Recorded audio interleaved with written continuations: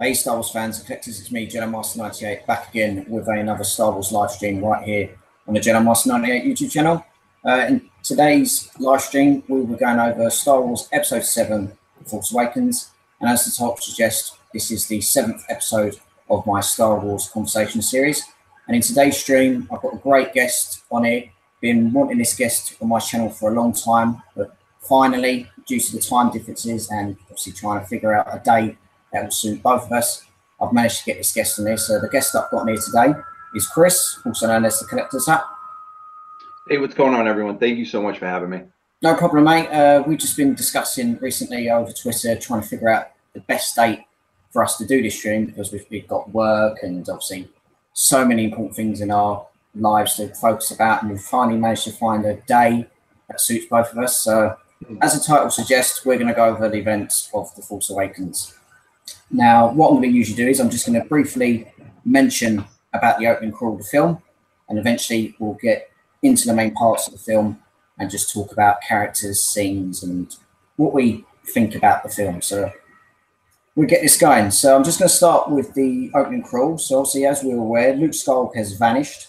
In his absence, the sinister First Order has risen from the ashes of the Empire and will not rest until Luke Skywalker, the last Jedi, has been destroyed. With the support of the Republic, General Leia Organa leads a brave resistance. She is desperate to find her brother Luke and gain his help in restoring peace and justice to the galaxy. Leia has sent her most daring pilot on a secret mission to Jakku, where an old ally has discovered a clue to Luke's whereabouts. So, the first appearance, and obviously we dive straight into the film, the first appearance of the First Order. Now, Chris, obviously, as you are the guest, I'll get to start. What was your opening reaction to The Force Awakens, like the new era of Star Wars kicking off with a bang? Well, right off the bat, when that crawl happened, you know, I had the shakes. You know what I mean? I couldn't believe it was happening. And it was such a great moment. And I loved how they, you know, brought the old in with the new. I think the movie was like the perfect mashup. It was really everything that I wanted it and expected it to be. I loved it. We saw it twice. We saw like the 7 o'clock and the midnight show. It was really excellent. The special effects were incredible, and I love the fact that they used, you know, puppets and people in costumes, because that's Star Wars, and that's one of the things that I always loved since I was like 6 years old. You know, so I think JJ did a great job with this film.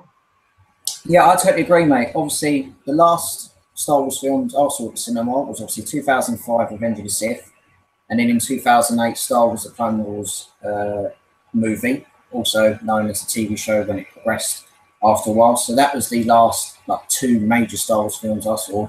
And then Force Awakens came out. I actually saw it on the 21st of December, which was I think about 5-6 days later.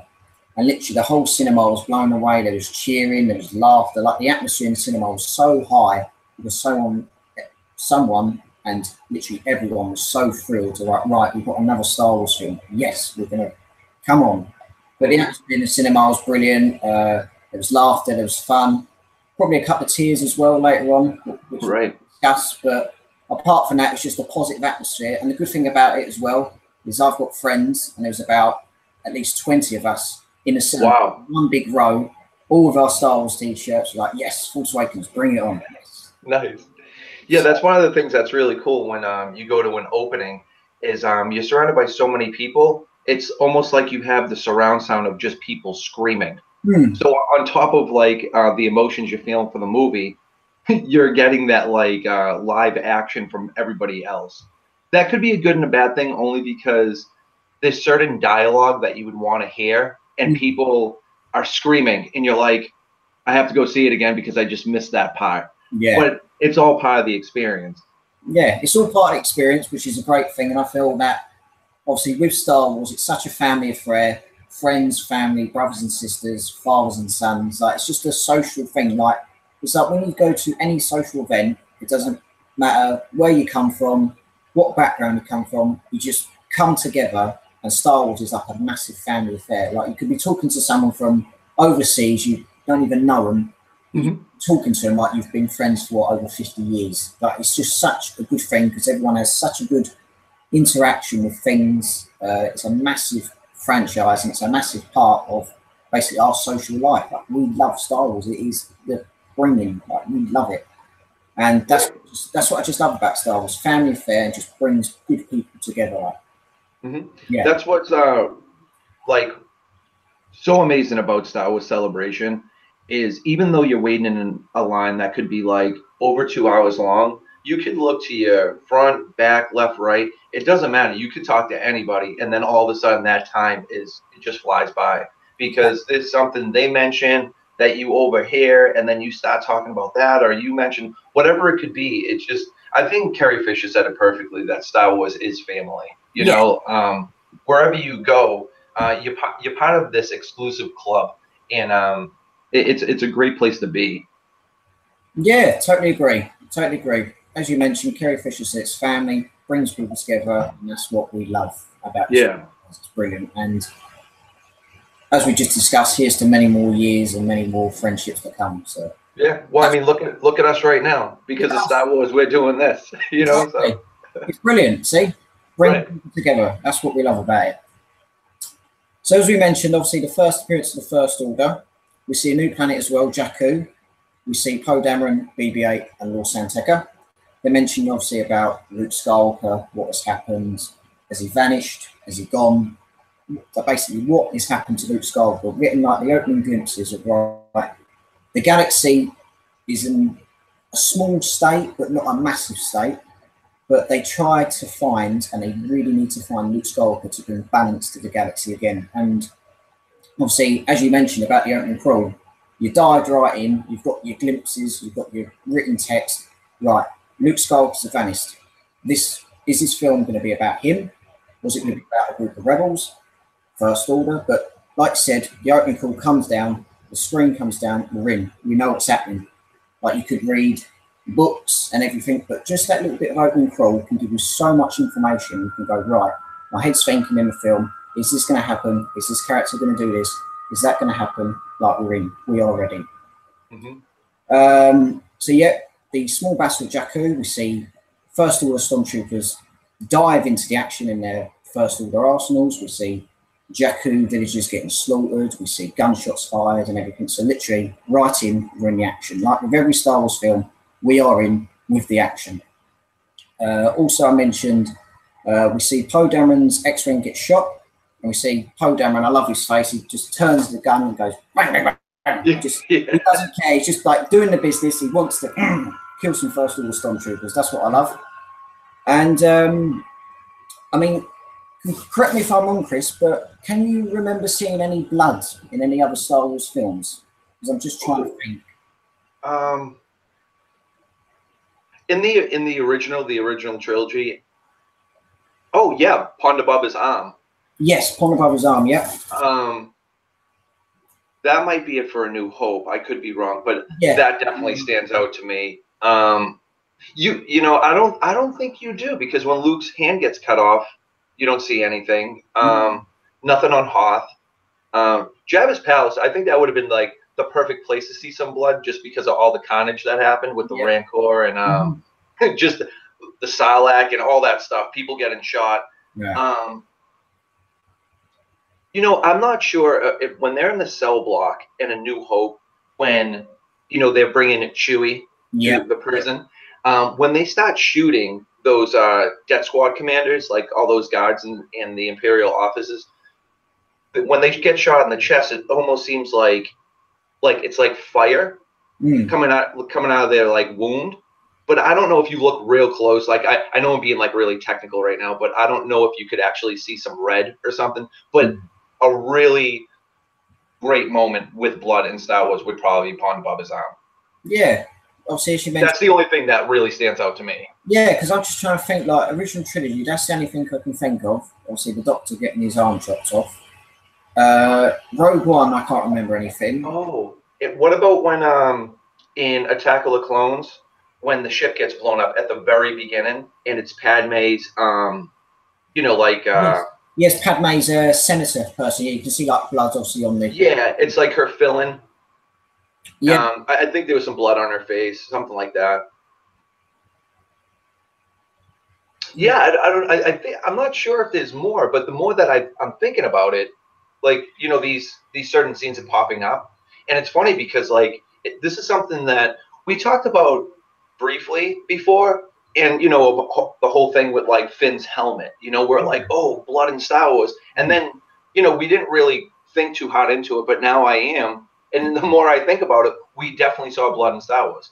Yeah, same. We've definitely seen blood in Star Wars, but I'm thinking, wow, like we're seeing more of it. Fair enough, the special effects back then, they weren't as great as they are now. But thinking, wow, blood back then, like you kind of like think of it, right? Everyone bleeds and everything, but they've included that scene. Should that scene included blood? Like it's just kind of a thing that you got thinking every time you ever see a Star Wars film. You go, right, that certain scene. 1 minute, should he have blood? Like it's just you're constantly thinking, like you're going back, thinking, oh.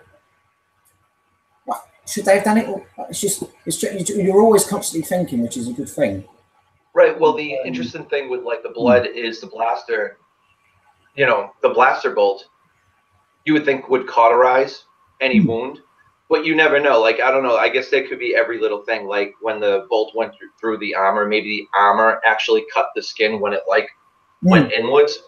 So that's why. I mean, I thought it was a great touch because seeing it just brings that much more depth to the scene, and I don't know. It's really cool. Yeah, it's really cool.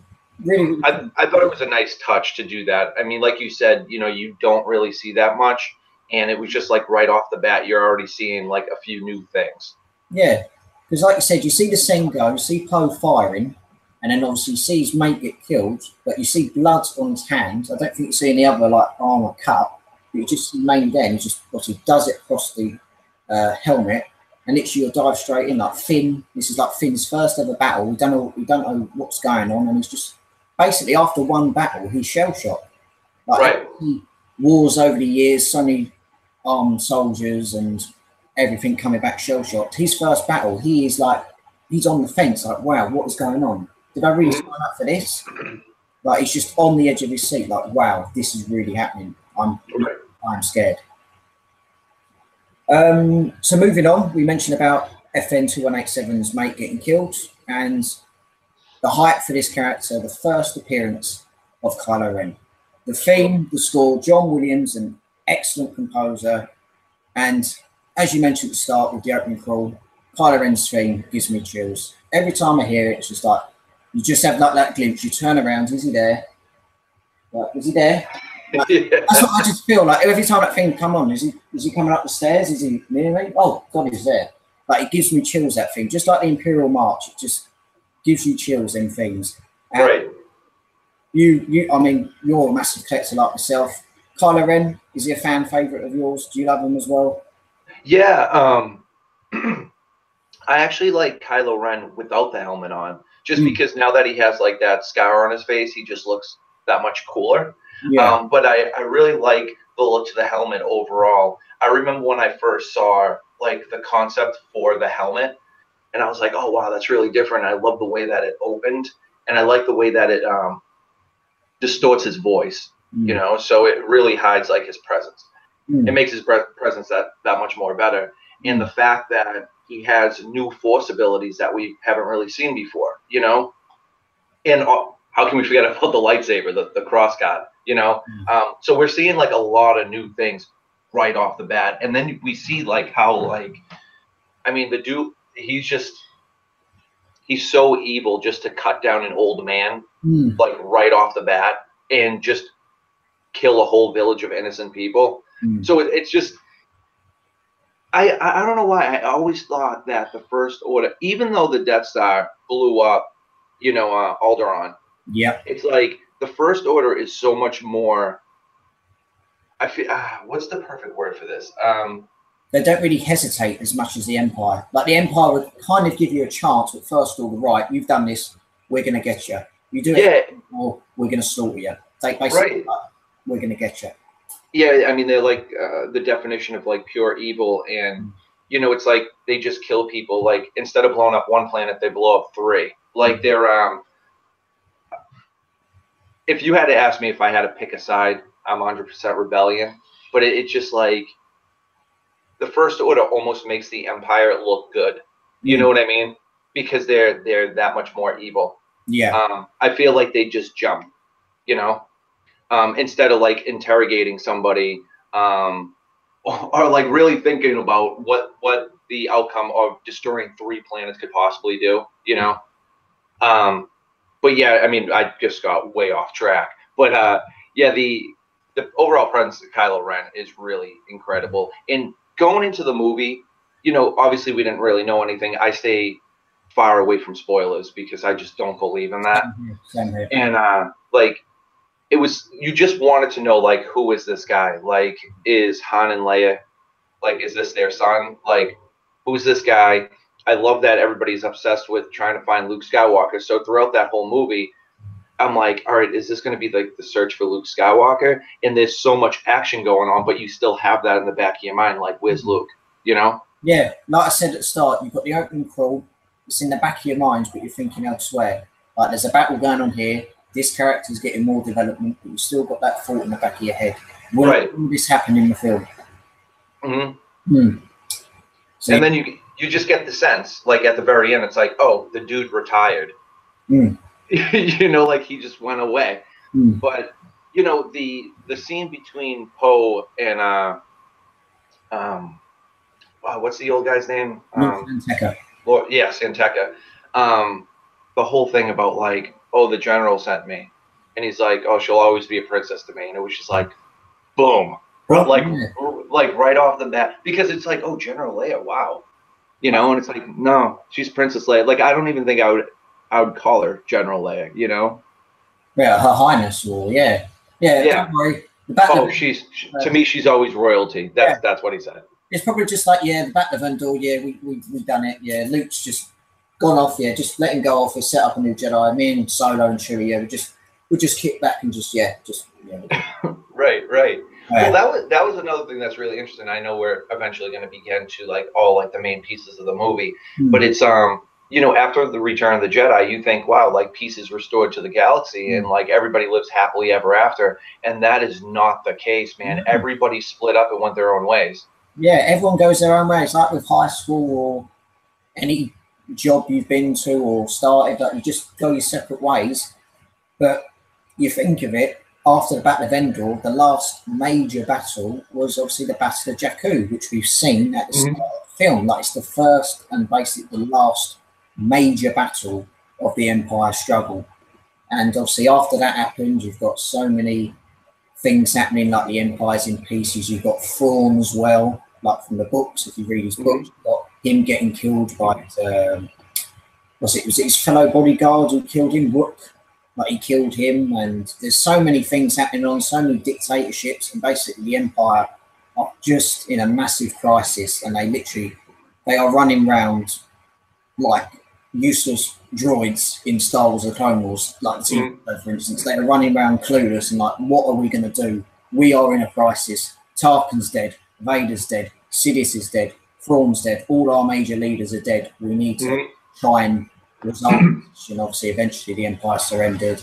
The New Republic was formed. The Jedi was formed. They went their separate ways, but no, peace is not restored. The First Order come into play. So you think it's all right, but something just creeps around the corner and gets you when you least expect it. And they've done it, and that's a good thing. But the thing I really like about Star Wars stuff is books, excuse me, books, TV shows and everything. It's like a jigsaw. It brings it together, and we have all our unanswered questions answered going into either in the film or after the film. And that's just a great thing. You've got little bits of jigsaw, push it together, and your questions are answered. Oh yeah, that's why I love the Clone Wars and Rebels so much, because you're always wondering like what happened in between this time, you know? Like, I think seeing what happened after Return of the Jedi up until The Force Awakens would be really interesting. Even though that's like 30 years, that's a huge gap. It's not like a 3 or a 5 year war, you know? But even if we saw something like a little fast pace, like that would be really cool. Like, I know we got a little bit with the comic books. You actually get to see who was Poe Dameron's parents and stuff like that. Well, see, during the Battle of Yavin, if I remember, like, he was a young kid as well. Right, exactly.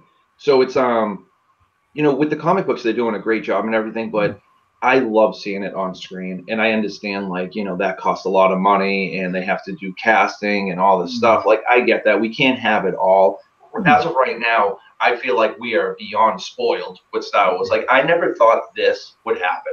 Like, after when the Clone Wars was on, I was like, I already accepted, like, this is what we're getting, and I'm cool with it. Like, I love it.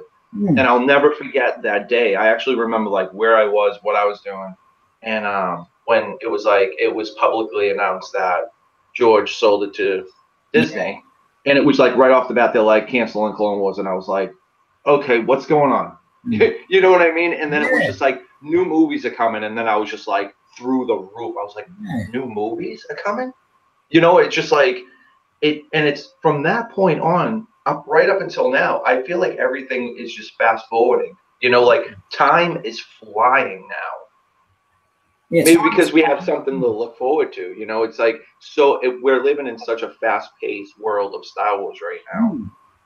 Like you said, everything, Rebels, Clone Wars, and obviously, as you mentioned, obviously the era between Return of Jedi and The Force Awakens, Star Wars Battlefront 2. I don't know if you've played that, but the Untold of Iden Versio. What a great tale that is. Like, you're seeing her in the First Order, and obviously eventually the Empire before the events of the Force Awakens. But even that was a great story. Fair enough, it was not as long as certain other Star Wars games, but I think what we got of that was excellent. It was a great story. I didn't expect what would happen to her story and her character, but what we got of it was brilliant. And with that, it answered so many unanswered questions. And like you said, after her, eventually we dive into The Force Awakens. We saw glimpses of Kylo Ren. Same with, I can't remember the planet off the top of my head, but Luke Skywalker's compass in The Last Jedi. We got that question answered, where he got that from the Empire. So certain parts of Star Wars, like video games, comics, TV, it just answers your questions, and basically we are spoiled to the brim with Star Wars. Yeah, no doubt. Yeah, as you can see, this happens all the time. How far off track we just got. But like, I could literally talk about Star Wars all day long. Yeah, I could talk about it. Like I said, it's a great social event. People have so much in common, and we're gifted. Like, think of it: Force Awakens, Last Jedi, Han Solo, the new Star Wars trilogy that's going to be made. We are blessed. And the thing too is, like, the movies are happening so close together, especially with The Last Jedi and now the Solo movie coming in like a couple of months. And then we're going to have over a year of nothing. Now, I personally don't think like Disney will allow that to happen. So I'm really hoping that they just come out of nowhere with like a new animated TV show and just like throw it right at us, because it will be the first dark time we had since like 2015 or something. Yeah. But it's like, can you imagine? Because we're getting so spoiled. Can you imagine over a year of nothing? Yeah. It's going to be hard to wrap that around. Yeah, it's going to be hard because, like I said, the Revenge of the Sith was released in 2005. If I can remember, 2006, obviously we had the figures coming out from Revenge of the Sith, the Legacy Collection, Saga Legends. And I think around about 2007 8, we had The Force Unleashed. And then obviously 2008 to about 2011, we had Clone Wars and the second Force Unleashed. And as you mentioned, when George Lucas announced Star Wars would be sold, same with you, I was like in a certain position, wow, has this actually happened? And eventually, before that, I don't know if it's before or after it, the cancellation of Star Wars: The Clone Wars, which is quite upsetting for me because obviously 2008, seeing the actual film, growing up with it, it's such a great Star Wars story. Like, each week we had 21, 22 minutes. It's basically your own Star Wars film each week. We got glimpses of new characters, old characters, and new characters, and it's basically, we were gifted with such an amazing TV show, which is a shame that it's cancelled. But if Dave Filoni or whoever is in charge of maybe new animation projects in the future, it could happen, it could not. But please come back and finish Star Wars: The Clone Wars, please. Yeah, and I hope, like you just mentioned, Dave Filoni, I really hope that they just keep rolling him over to these Star Wars projects, because I mean, that was George Lucas's right-hand man. You know, like, he was the one that worked with him up until the very end. Mm. So just to know that he worked with him for all those years, like the 10+ years that they were building the Star Wars and going through everything and what they were going to do, the story group and all that stuff. It's like Dave Filoni is so valuable to Lucasfilm. Like they can't just be like, hey, Dave, thanks for the good run. Like I wouldn't, if I was there, I wouldn't let that happen. I'd be like, we need to find something for you to do, man. Or we're open for suggestions. What do you think? Because there's probably a million things going on in his head that we would love to see. Because the beauty of him is not only he was George Lucas's right-hand man, he's a mega Star Wars fan on top of it all. Yeah. So, I mean, what better way? That's another thing that's really special about all of these movies. Like JJ, super fan. Gareth Edwards, super fan. Ryan Johnson, super fan. This isn't just a job. So that's why I think it's in such good hands. Yeah, it's in such good hands, and we are gifted. So we've gone off topic a little bit, but we've got our opinions spoken, so it doesn't matter about that. So as Chris mentioned earlier on, we've seen the appearance of Kylo Ren. They're looking for Luke Skywalker. Kylo kills Lord Santeca. And as you mentioned as well, we saw a new Force ability, which is really good. Freezing Poe Dameron and also freezing the blaster bolts, which was something epic that we've seen in Star Wars. Like everyone in the cinema as well, like, wow, is he actually freezing him? Like, it's kind of like the Last Jedi, not the conflicts, but the differences between Rey and Kylo, new Force abilities. And that was just like something out of the blue, like, wow, he's actually frozen a person? How is that possible? But if you're open to suggestions or open to new things to do with Star Wars, put it in because it works. It gets people off their seats and people are like, wow, we are staggered. Wow, is he actually doing that? I mean, what was your opinion? Was you like, wow, is he actually doing that? Like, I loved it. I absolutely loved it. Seeing anything new, Force abilities is really exciting to me because there has to be more than mind tricks, moving things, Force lightning, stuff like that. There's got to be more, and especially with like the extended universe and stuff like that, you actually got to see some different Force abilities. So seeing him freeze that blaster bolt was really exciting for me. And it shows his power too in such a young age. Yeah. So, I mean, that was really cool. I mean, I love Poe Dameron's character. And instead of him being afraid like me and you would be afraid, I'd be like, oh man, I'm so dead. Going up against Kylo Ren. Instead, he's just like, how does this work? Do I talk to Tom? Like just right off the bat, just aggravating Kylo Ren instead of being intimidated, Yeah. So as you mentioned, Poe Dameron captured. We see the first appearance of Captain Phasma, which was like another stormtrooper. Wow. I didn't realise stormtroopers had different armour. Because we've always assumed stormtroopers to be this big, tough, menacing soldiers with white armour, but no. Silver armour? Like, wow. Like, where did they get that armour? But that was another thing out of the blue. Like, wow, a tall stormtrooper, a female stormtrooper, wow. Like, not being sexist or nothing, but you don't expect it. Like, wow, a lady leads in stormtroopers? Wow, that's cool. Like, what's really interesting about what you just said is when Star Wars in Concert came around, it was incredible. I don't know if you got a chance to catch it. I don't know if it toured like worldwide. I'm not sure. But when it came to the Boston area, my mother got me she got me like the best seats. It was unbelievable. And, I didn't even know Anthony Daniels was going to narrate the whole thing, which was like the cherry on top. But before that, we got like these VIP tickets. It wasn't VIP like go backstage and do that. Basically, the package was they let you in an hour early. And around the whole arena, they had props from the movie. And the 501st was there. So you got to mingle with these people before the general public came in. So I was taking a picture with my scout group. And I was like, hey, thanks, can I get a picture with you? Oh, thanks a lot. And it was a female. And I was like, I just blurted it out. I was like, oh my God, you're a girl? And she's like, women join the Empire too. And I'm like, but we never saw that. Yeah.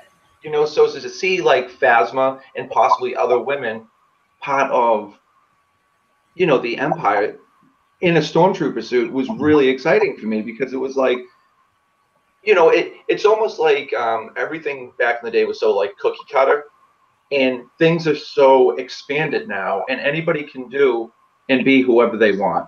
And I thought that was really cool, you know. And Gwendolyn Christie to play Captain Phasma was like the perfect casting decision ever. But it was really interesting. You just brought that old memory back for me. Yeah. Because I was like, oh my God, you're a girl. Like, you know, and it's something you think of the stormtroopers, they're all dudes. You're like, you just think of that, you know? Yeah, totally agree. And obviously, I haven't got a problem. Like, same with you. People don't, I mean, some people are like arrogant and weird, but some people have problems. But with women as stormtroopers, that ain't a problem. Like, if you see like expanded universe characters or old figures, you can see like women stormtroopers, and fair enough. Obviously, women did struggle back in the day. They did have it hard for them, but as the future has progressed and we've got into a better, hopefully a better society, women are getting better roles. And with like the roles such as Rey, Leia, in like future and in the past, I haven't got a problem with that. Yeah, Harrison Dula as well in Rebels, and obviously we think Ahsoka Tano in Clone Wars. Like, women haven't got a problem. Like, certain people haven't got problems, but it's just nice that it mixes together. Star Wars fans, male, female, it doesn't matter. It just brings people together, and that is what we love. But totally agree with you. Like, wow, a woman stormtrooper, that is cool. Women in stormtrooper, taking orders, I'll do that. I love it, man. I mean, seeing a woman in charge is pretty cool, especially like in such a courageous role like that. Like you just mentioned, like, you know, Rey, Jyn Erso, Harrison Dula, Ahsoka Tano, like these are like some of these characters that are very close to my heart. And especially meeting Felicity Jones at Celebration, that was really cool, man. Hopefully we get Daisy Ridley eventually at a Celebration. That would be really cool to meet her, because talk about her first movie being such a blockbuster. I mean, she's a natural, man. She's like so gifted, and she's doing such a great job. She's making it look easy, you know? Yeah, totally agree, mate. Totally agree. So we mentioned about Captain Phasma. We see the stormtroopers killing the villagers, but Finn, as we mentioned earlier on, seeing blood, seeing his friend die, he hesitates. We see BB-8 go on his own path as well. Also, we see the First Order go back to their ship. We see our first glimpse of Finn. Like, you think, oh, stormtroopers taking the helmet off, like another thing, women stormtroopers or other people. Wow. When did we ever see stormtroopers take their helmet off? So that was another glimpse. Like, wow, we've seen a stormtrooper's face up close. Wow. And so that was a good thing to see. So we're seeing him taking his orders from Phasma. You can still see that he's shell-shocked. Like, will he stick with First Order? Will he go here? Will he go there? And that was another great thing to see. As I mentioned earlier on, we see the first appearance of Rey. Eventually, throughout the film, we see her as a scavenger. We see her looking through parts of a downed Imperial Star Destroyer. As I mentioned earlier on, the last major battle, the Battle of Jakku. And we see Rey Speeder. And like what I mentioned earlier on about Kylo Ren, what was your overall opinion of seeing this massive downed Imperial Star Destroyer literally on the Battle of Jakku? Like, what was your first impression? Like, wow, they took some heavy hits. Well, it really puts into perspective because you see these ships in space. You see them in space. So, like, yeah. By any chance, do you have headphones? I'm getting like a really bad. Yeah, I've got some headphones. Yeah, I've got some headphones, mate. Yeah, it's just my laptop. It just makes a sound. Like, its fan is let's put the other headphones in. I'm just getting an echo. Can you hear me? Yeah, can you hear me? Yeah, that's right. Yeah, Perfect. it's Yeah. my laptop's all right. It just has a very loud fan. Sometimes you can't Oh, really it's not hear even the people. fan. It was just that I was getting like an echo of myself. So I was like Oh, concentrating on the echo of myself. It was like hard to talk. But okay, okay, all right, cool. no, but my first impression of the down Star Destroyer, basically I was trying to say is that you see these massive ships in space, right? But you never really, it's hard to put it into perspective of seeing a person next to one. Then you really see how massive this thing is, right?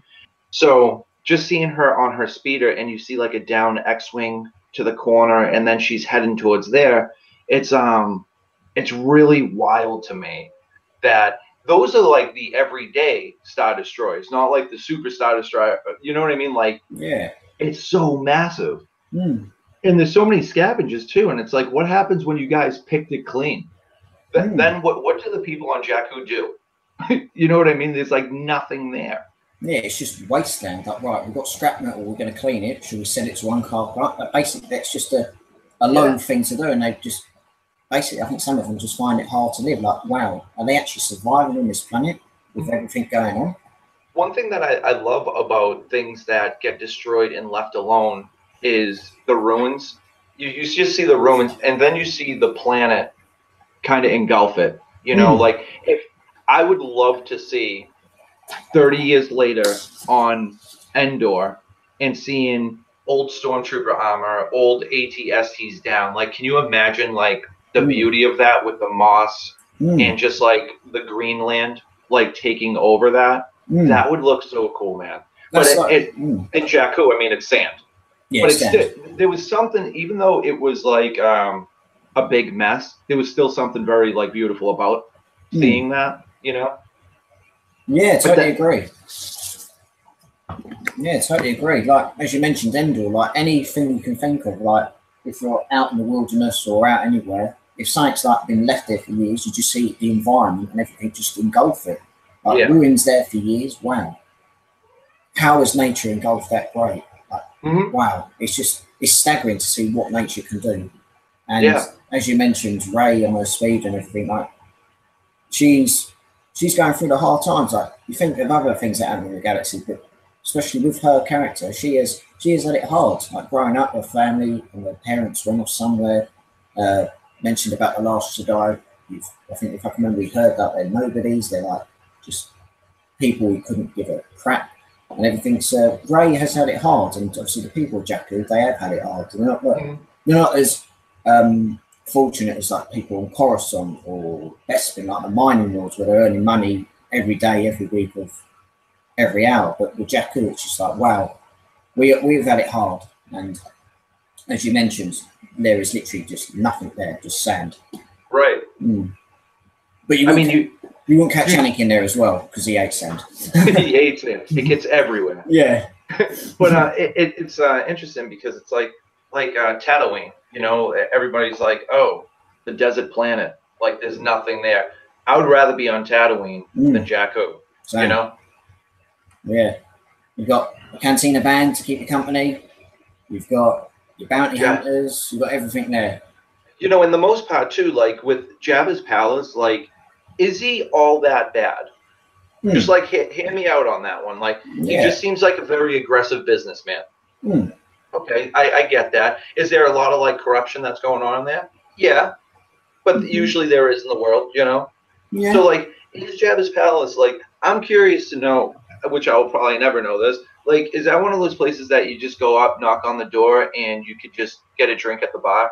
Like, because it's a pretty big place. Yeah. You know, so like, well, and it also seems like if you need help in a desperate way, you can get it there, but it's going to cost you. So there's a lot of different elements with Jabba's palace. Like, I know a lot of people just go straight to like evil, like he's evil, he's a gangster, this and that. But like, who knows, man? There's always like, there's always two sides to everything. Yeah, totally agree. Like, as you mentioned, Jabba the Hutt, he's kind of like, you could, for instance, say like the Godfather. He's like the gangster. You go to him for problems, he'd either sort you out or do this, everything. Like, is there massive corruption? Is he making Tatooine a safer place, or is he just hired scum and villainy to get his done and get his dirty work done. Basically, like we really know, who knows really. Right, and we'll never know, you know. And you know, the whole thing of him enslaving people is beyond terrible. So the people that are watching this right now and going, I think Chris is out of his mind for saying that Jabba could possibly be a good guy. No, I totally agree with a lot of things that he did was bad. But I mean, you know, who doesn't like to party and hang out with cool people and see pretty girls dance around? Yeah, I don't know, man. That's why it's like, I don't know. There might be two sides to everything. yeah, I totally agree with you. There's two sides of everything. It doesn't. I think it depends on if you're a bad person or not. But like you said, there's two sides of stories. Was he good in the past? Was he bad in the past? Or did he become good in the future? Become bad? Like everyone has two stories or two sides of the tale. Yeah. So, yeah. And again, way off track. Way off track. Don't matter. We're just talking Star Wars. We can talk for hours. That's what we love. So as you mentioned earlier, we mentioned about Rey's speed and everything. We see Rey live in the Downs 8080, which was another good thing, as you mentioned earlier on, engulfing the planet really cool. and everything. And we also see a Rebel Alliance helmet that she puts on, like, yeah, I'm in my X-Wing or my Y-Wing, yeah, I'm just imagining, playing pretend. And we see BB-8 get captured by, I believe it's Tito, the little alien who's captured him. And eventually she rescues BB-8 and they go off on their little adventure. We see Poe Dameron being tortured, which was not new to certain fans, but we kind of saw it in the past, such as the Clone Wars TV show. We saw it, I think, in either episode 2 or episode 3. Like, we've seen a small amount of torture in the way, but the false mind control that Kylo Ren used was quite dramatic for Poe Dameron. He managed to hold on for a while, but eventually managed to give the information out. So we see poor old Poe Dameron being tortured. We see the first appearance of General Hutt, which was, well, a young officer in the First Order. Like, you think First Order officers would be experienced, older, wiser, but like I think people said in the First, is a young officer with great potential. He's going to do his best to try and get what he wants for the First Order. And I think that's a nice thing to see, a young, vibrant, confident officer to try and get his way, which is a great thing to see. We also see Unkar Plutt. He wants BB-8. We also see Finn save Poe Dameron, which is really cool. I love the banter between them. You need a pilot. I need a pilot. We're going to do this. Like, the banter straight away. Like, Finn has a new BFF. Like, wow, we can see these two characters becoming really close, and that's what I really liked about it. You see him shooting stuff in the First Order hangar. You see him taking out the cannons. He mentions his new name, and eventually after that, we see them become even closer. Like, yeah, did you see it? Did you see it? I saw it. Like, they're just becoming so close. Like, Finn's had not a troubled past, but a troubled, I think, an hour and a bit when he's like on the battlefield, and after that he's just calm, passive. Right, I've got a new BFF. I'm not going to work for the First Order anymore. Let's save Poe Dameron. I'm going to become his new mate. And I really like the chemistry between Oscar Isaac and John Boyega. I thought it was excellent how the two came together. It was really good. And another thing out of the blue, prequel era, they mentioned about the clone troopers. Like, Snoke wants a clone army. It's like, wow, it's what? We've had the prequel trilogy, we've had the original trilogy. They're talking about clones again. I was thinking, oh, could we see clones? Like, wow. And trying to think again, I mean, what was your reaction when they mentioned clones? Like, wow, are we going to see clones again? I got excited when they said that. It just goes to show you, like what I was trying to say earlier about the First Order, of how ruthless I think would be the best word to describe them. They're just ruthless. And when they mention a clone, because, you know, like the whole, like, hey, one of our troopers, he's a traitor. And it's like, if we went with the clone army, that probably wouldn't have happened. But then you find out that they're stealing babies from birth. Like, are you? What? Wow. You know, what? How could they be so evil? Yeah. Right. So, like, they're just going around just stealing babies. Yeah. And making them troopers. Which, in reality, like, that would take forever. You know, like, see, the clone army, like, they're enhanced. You know, so they're aging rapidly. Like that's why they had so many in such a short period of time. Raising babies, it's like, geez, like so they had to wait like 18 to 20 years. However old these stormtroopers are, I don't really know. Like to build an army. And I was thinking, obviously, as we saw Star Wars: The Clone Wars Season 6, The Lost Missions, we saw the episode with Hutt and the inhibitor chip. I was thinking, do First Order stormtroopers have chips? But I was thinking, wow, if they done it again, would they still have inhibitor chips? Would a certain person get his way? Like thinking, like when you go back and think of the prequel era, like Palpatine's playing both sides. He's got the droid army, he's got the Federation, like Viceroy gunway, and then he's got Dooku, and he's got the whole clone army in his hand. Like literally, he's causing problems for both sides. You're thinking, how could a bloke like him cause that many problems in the galaxy? And I'm thinking, in the Force Awakens, thinking, could that happen again? Could Snoke, this mysterious Snoke that we've only heard once, could it be happening again? Could he be playing both sides, or could he be just playing one side to defeat one side? You know what I mean? Like you're thinking, like, how could Palpatine control both sides in that limited amount of time? You're thinking, wow, he's some clever dude. Well, oh yeah, he was definitely clever. I mean, he was the puppet master, you know. To just see the bigger picture and to have it played out the way that he had it played out was like genius on his behalf. It still blows my mind that one corrupt, evil person could have so many people listen to him and be convinced that that's the right thing to do. But yeah, I mean, I'm just like seeing the whole progression of Palpatine from the prequels up until like how he became the Emperor was really mind-blowing to me. And knowing that we were watching a prequel, knowing that that dude is the bad guy, you know, and seeing like all the little things he's dropping, and it's like, oh, you know, like, oh, I'll help you do this, and you know, if I have control of this, you know, I could do this, and it's like, oh my God, you guys are eating right out of his hand, you know. So yeah, I mean, that's the one thing about Snoke is like I would love to know how he got so powerful. You know, and I'd love to know so much more about this guy. I love how it played out. Like, in The Last Jedi. I love that he got killed. I love that. Because it was one of those things, like his arrogance was really starting to bother me. You know, and not bother me like, oh, this is annoying. He was bothering me like I put myself in the film.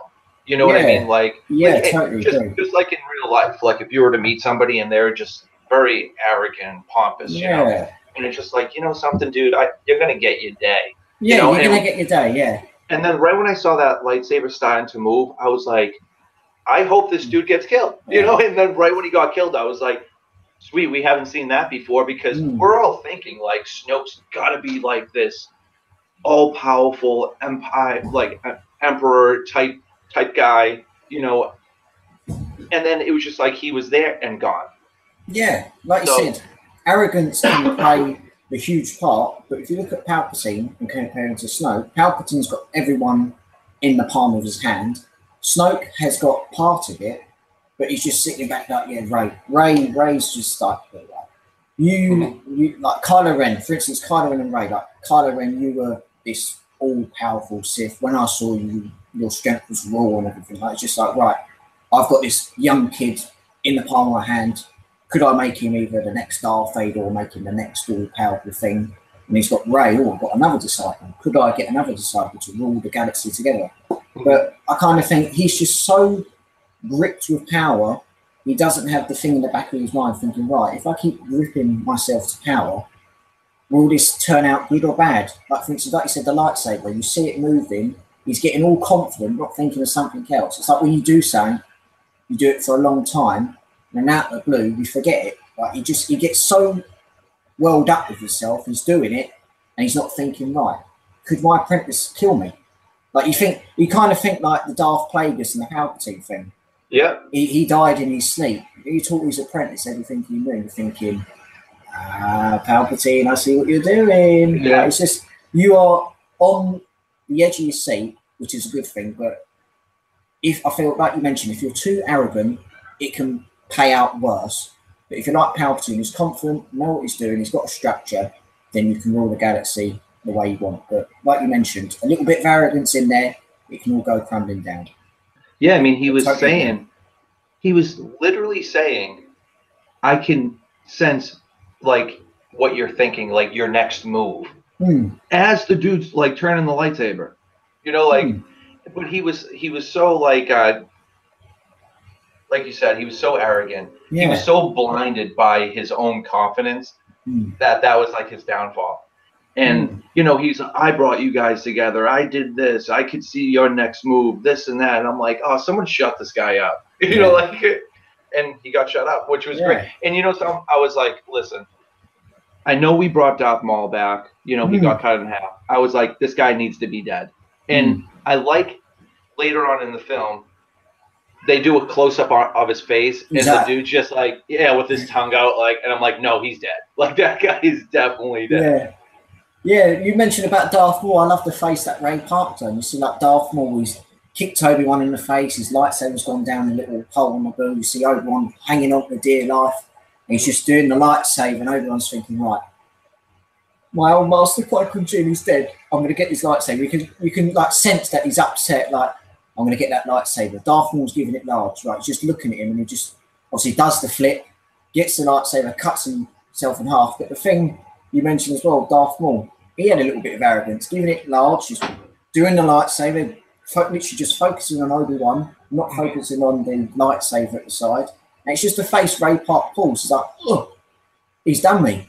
Like, he's killed me. How could I be so arrogant? Like, there's a lightsaber there. How did I not think, oh, I'll kick that lightsaber down there? Like, it's just, what has happened? And the face that Ray Park pulled was brilliant. Just like, it wasn't even like, it wasn't a look of pain. He was confused.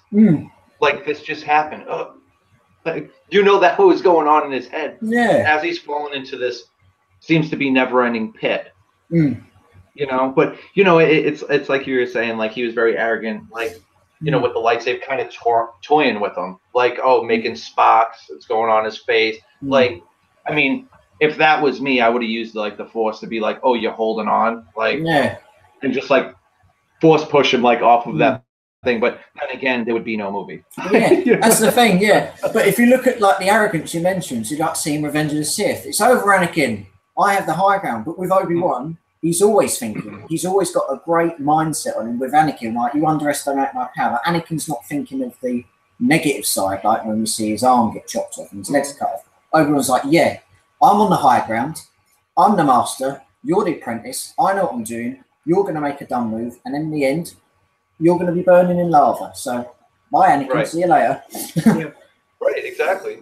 Yeah, man, it's, I totally think the Emperor Palpatine is he knew what he was doing, man. Like, Snoke was blinded by lust. I think Palpatine was definitely the ultimate bad guy here. I mean, even in Return of the Jedi, you know, he gives Luke the opportunity to slice him down, but he knows Vader's going to protect him because he has Vader wrapped around his hand. You know, right around his finger. So it's and that makes him all that more powerful. And then you see this crusty old dude, right? Yeah. And then all of a sudden he has Force lightning, and he's it's like, this. Who is this guy? Yeah, that's why the prequels. It was great seeing that unfold. Yeah, it's great seeing it unfold. Like you mentioned, like, who is this guy? Like, he's got Force icon. It's like seeing an old age pensioner who can do like kung fu flips and everything. Wow, how is this guy doing it? But you mentioned about the stuff and everything. I recently reviewed these on my channel, and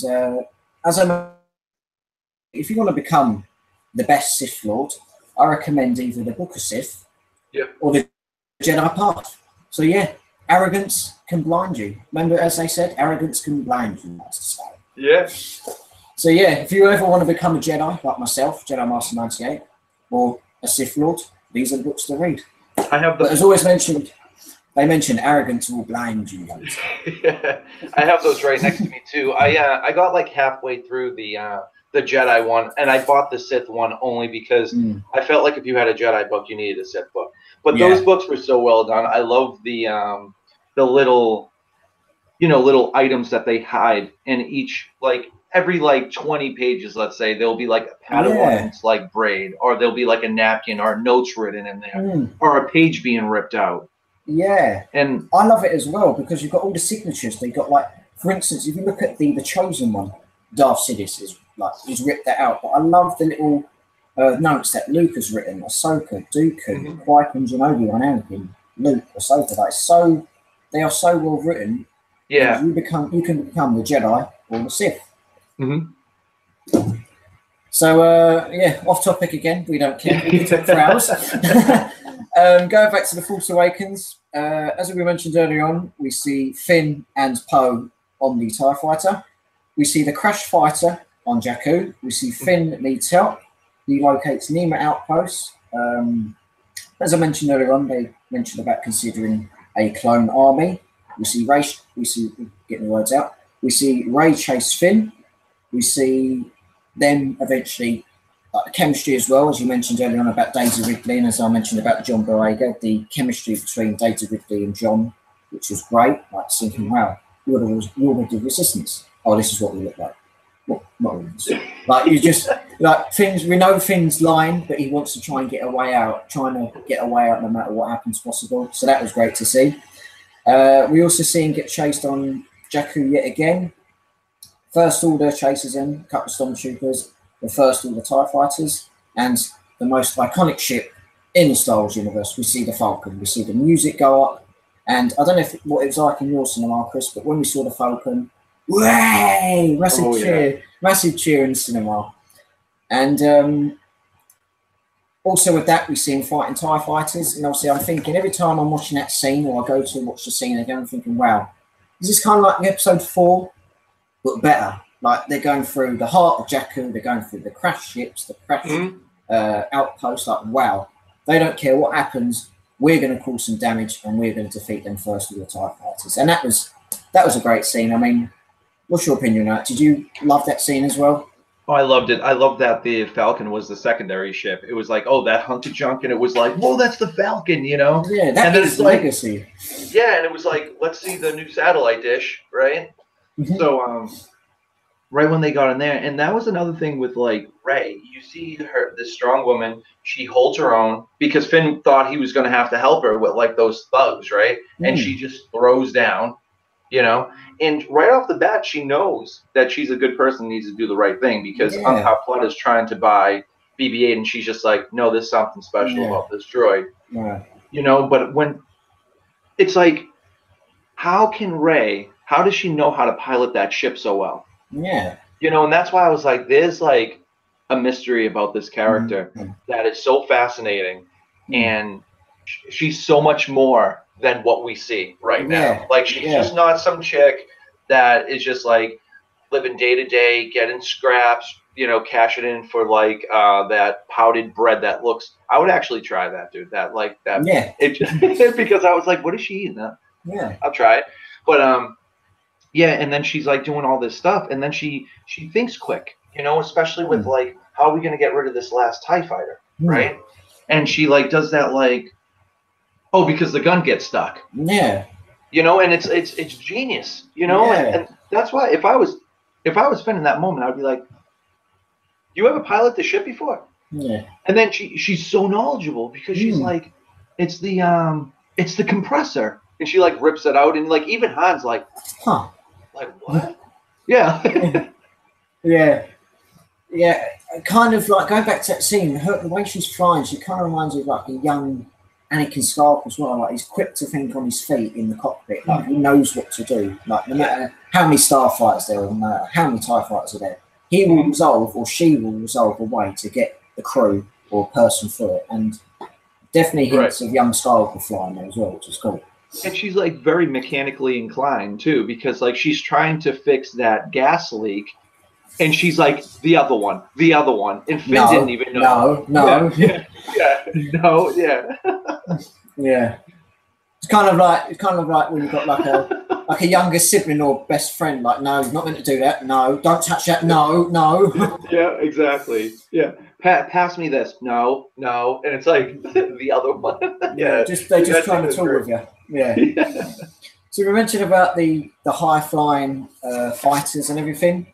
Moving on, we're going to mention Kylo Ren again. I loved it when Kylo Ren gets angry. It kind of reminds you, like, yet again, like we mentioned Rey as Anakin. It kind of reminds me, like, looking at the prequel era, we see Anakin grow and develop into this character that we know will become Lord Vader. But I feel like a young Kylo Ren, I think if we were seeing extra scenes of Anakin Skywalker back in the prequel days, I honestly think that would be Anakin when he would get angry, because I loved it when he's just like, the droid was accompanied by a girl and he's just like losing his crap, like, oh, what is happening and everything. Yeah. He's just going on one, like going. It's kind of like a small child who's got his favourite toy and it gets taken away. He's like, give me it back. He's going, I want the toy. Like, he just loses his mind and everything. And the first order officer, that poor geezer, like, he's just doing his job.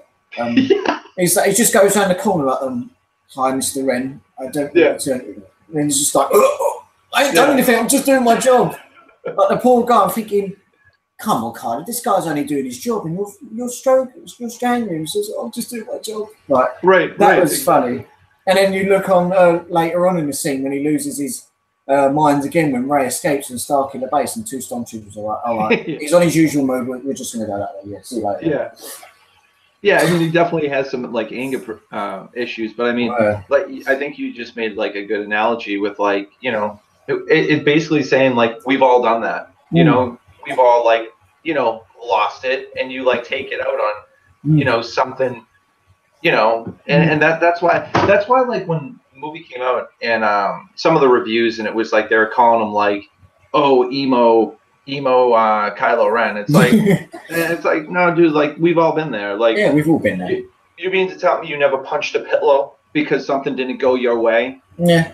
You know, well, his pillow was a lightsaber and very expensive electronics. But then again, it seems like the First Order has plenty of money, so who cares? Yeah, who cares? Yeah, they just have like a dedicated ship where, all right, Kylo Ren's angry. Let's just send him over there. Just blow up a chair or blow up a communication center. Yeah, just get the lightsaber out, lose his mind.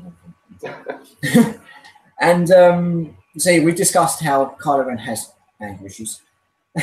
And like I mentioned, the poor First Order Stormtrooper officer, he's been strangled, so poor guy.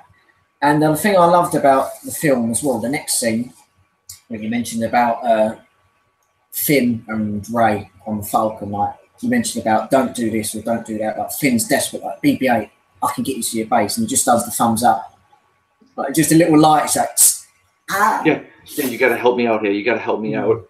You gotta tell me where the base is. Yeah, please tell me the base is. I'm lying. Shh, I'm not a resistance. Poe Dameron, I don't know if he's dead or he's alive. I don't mind. Shh, I'm that way.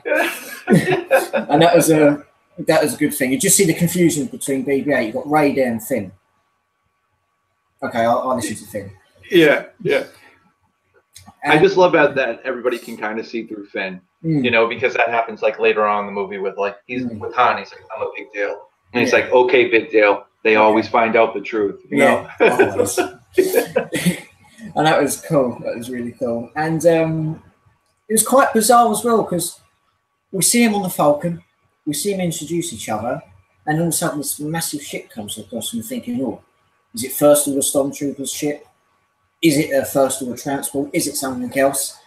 And another thing, we knew from the trailers, we knew from the TV spots, but like with the Falcon being seen, I think the biggest rule of the cinema was the first appearance of Han and Chewie. Like everyone, when you see that door come down, everyone's like, "Hey, Han and Chewie are back. Let's get the gang back together."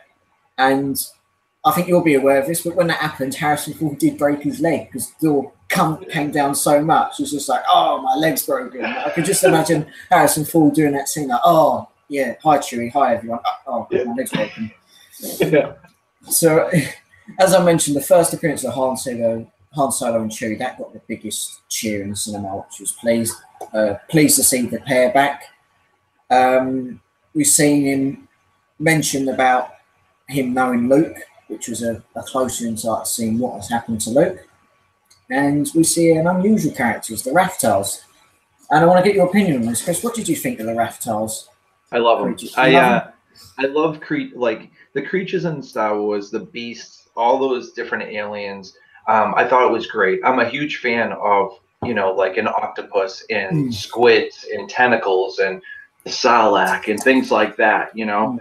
So to see, you know, this new crazy looking creature and just the overall design of it, like where the mouth is, how it rolls, like how certain tentacles have like almost like mitts, like the design is like really beautiful, even though they're disgusting, you know what I mean? Yeah. So whoever designed them is really, I mean, hats off to them, you know. Hats off to them, yeah.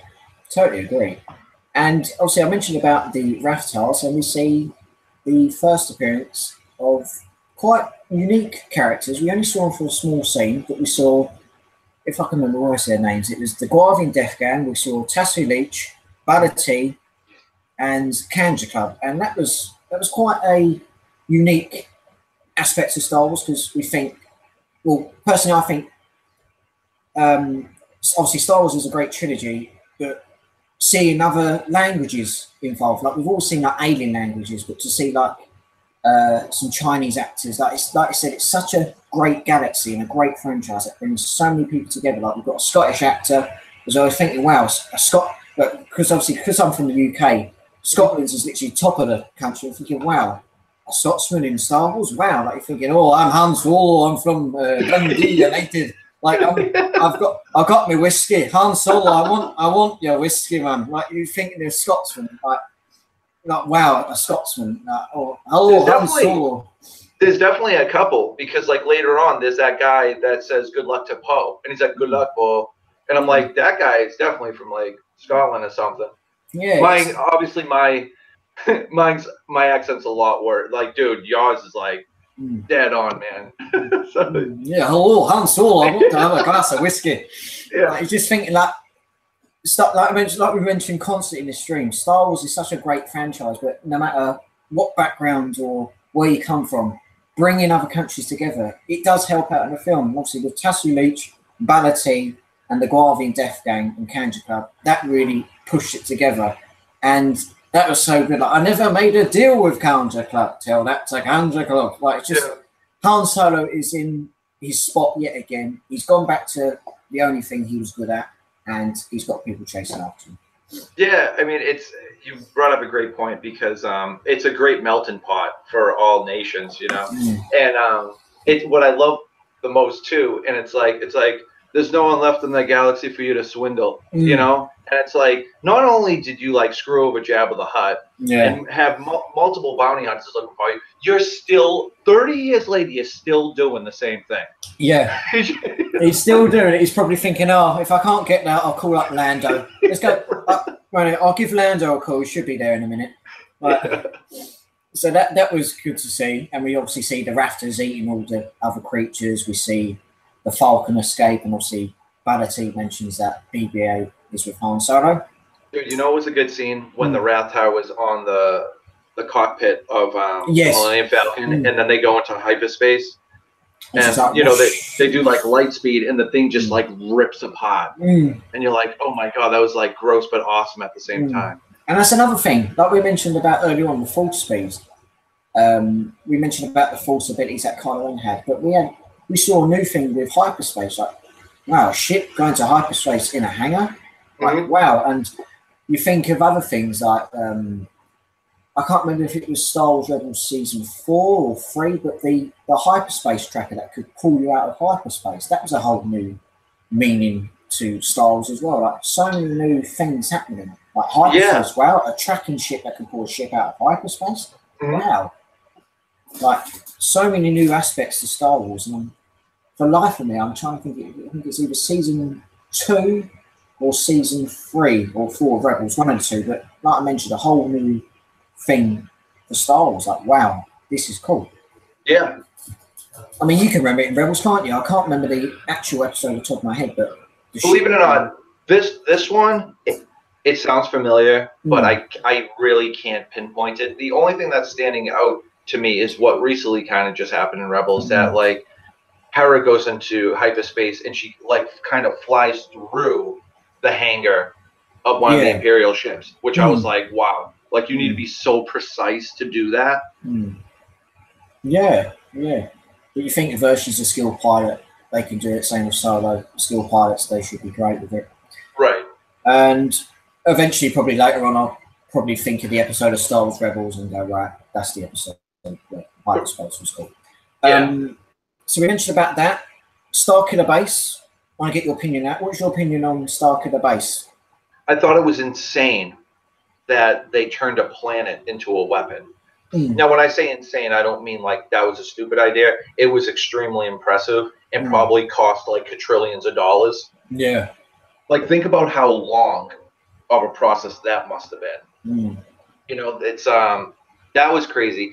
I remember seeing the trailer for The Force Awakens, and it was basically the trench run, but it was like snow.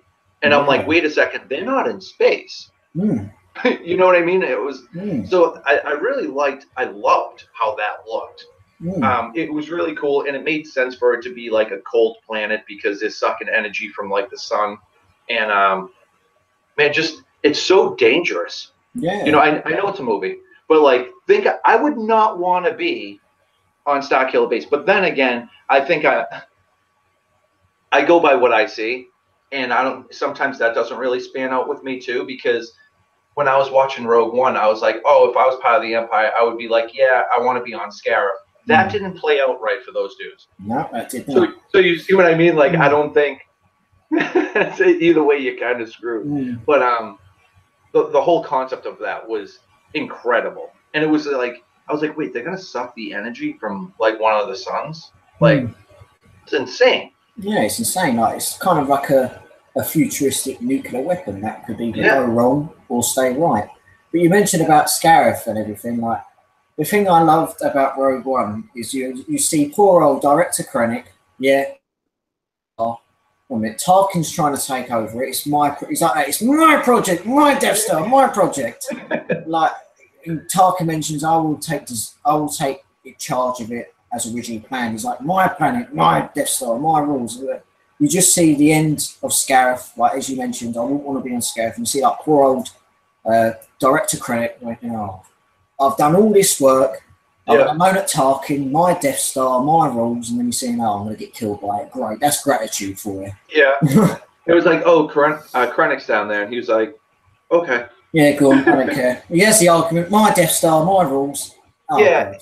And, you know, one of the things, too, is we always wondered, like, how the Death Star got to certain locations as fast as it did. And the Death Star goes through hyperspace, which really blew my mind. Yeah. You know, like, so I mean, I can't imagine an object that big going through hyperspace. So, but it makes sense, you know, because how does that thing get all over the place? Yeah. As you mentioned, hyperspace, you could just have that, you could just like have a meme of Director Krennic. Oh, it's beautiful. Oh, it's beautiful. Right. Yeah. Like you see, you see Jedi. He's like, oh, it's beautiful. Yeah, it's beautiful. Yeah. Yeah. So we mentioned about Starkiller Base. The first appearance was Snoke. First appearance was Snoke, in my opinion. I was thinking, wow, this is big character.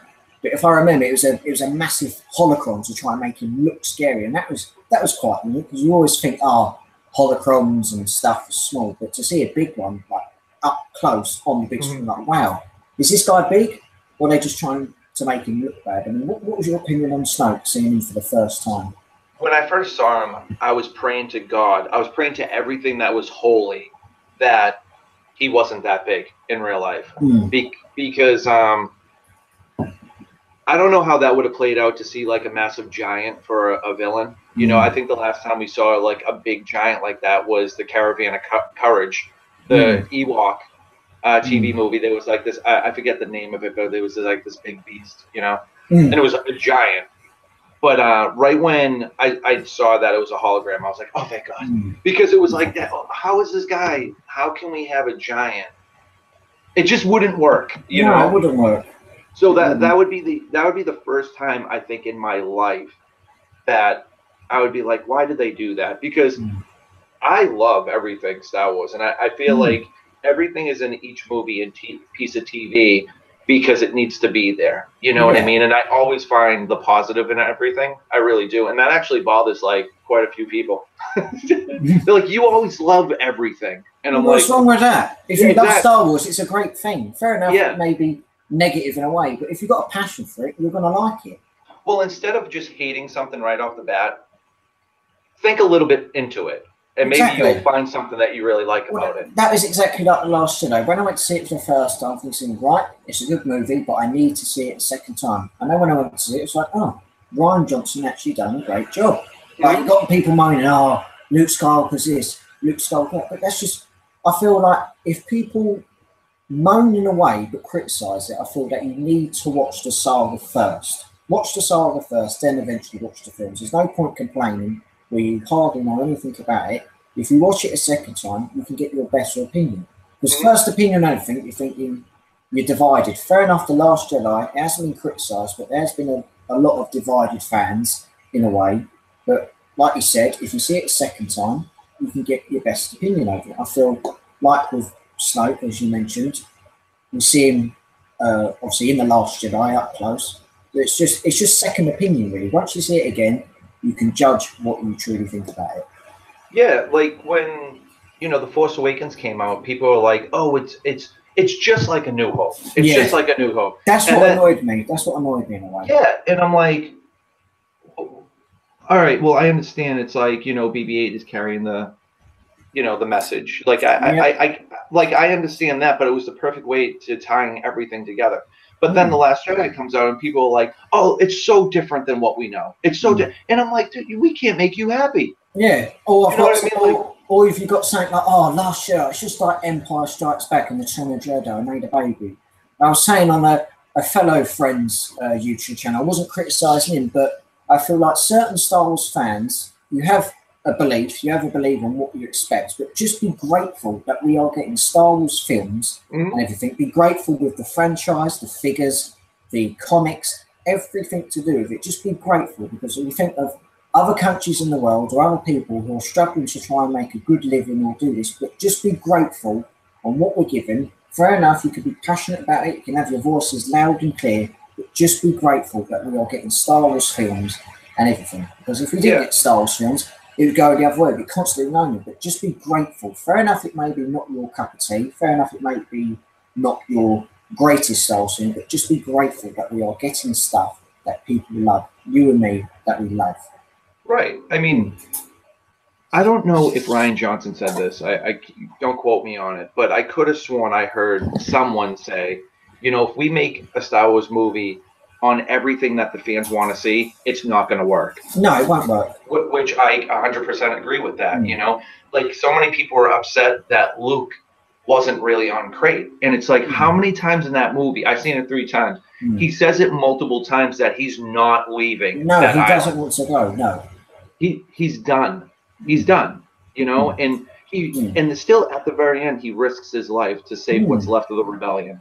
So I even feel what he did. Just again, a new Force ability, which is another great thing that we didn't expect. You know what I mean? Like, even though he wasn't really there, he saved what was left of the rebellion. Like, it was huge. Like, Poe was like, he's trying to tell us something. Like, to like, we got to get out of here. Like, I don't know, man. And none of that bothered me at all. I thought it was just it was beautifully done. And it's funny because I mean, we can totally go off subject all the time, but since we're talking about it, don't worry. I mean, right when you see him on Crate, I'm like, all right, well, number one, that lightsaber already got destroyed. Yeah, that was so I don't think he's there. And plus, throughout the whole movie, you're seeing how Rey and Kylo communicate. So I was thinking, this got to be like a force projection or something like that. I didn't catch on the first viewing that a lot of people were like, "Oh, you don't see his footprints in the salt," and I was like, "Okay, I didn't pick up on that." But another thing I picked up on right away is the dude got his hair dyed, his beard looks incredible, he looks fresh, and I'm like, did the turtle nuns like hook him up before he left? Like, what's going on? Everyone's thinking, we need to go to Luke Skywalker's barber. If we're in a crisis like that, we'll go to Luke's barber. Yeah, I'm like, he looks fantastic. Like, he really cleaned himself up, But it was just it was basically what we're talking about with Snoke. It's like Kylo is he's blinded by his lust and like his arrogance and to be honest, I think he's blinded. Yeah, exactly. He's totally blinded by his power and his rage, his anger, everything. You know, so yeah, talk about getting off track. But yeah, I mean, long story short, I loved it. I agree. Agree. I'm going to just quickly pop to the toilet, Chris, so I'll be back in a minute. Yeah.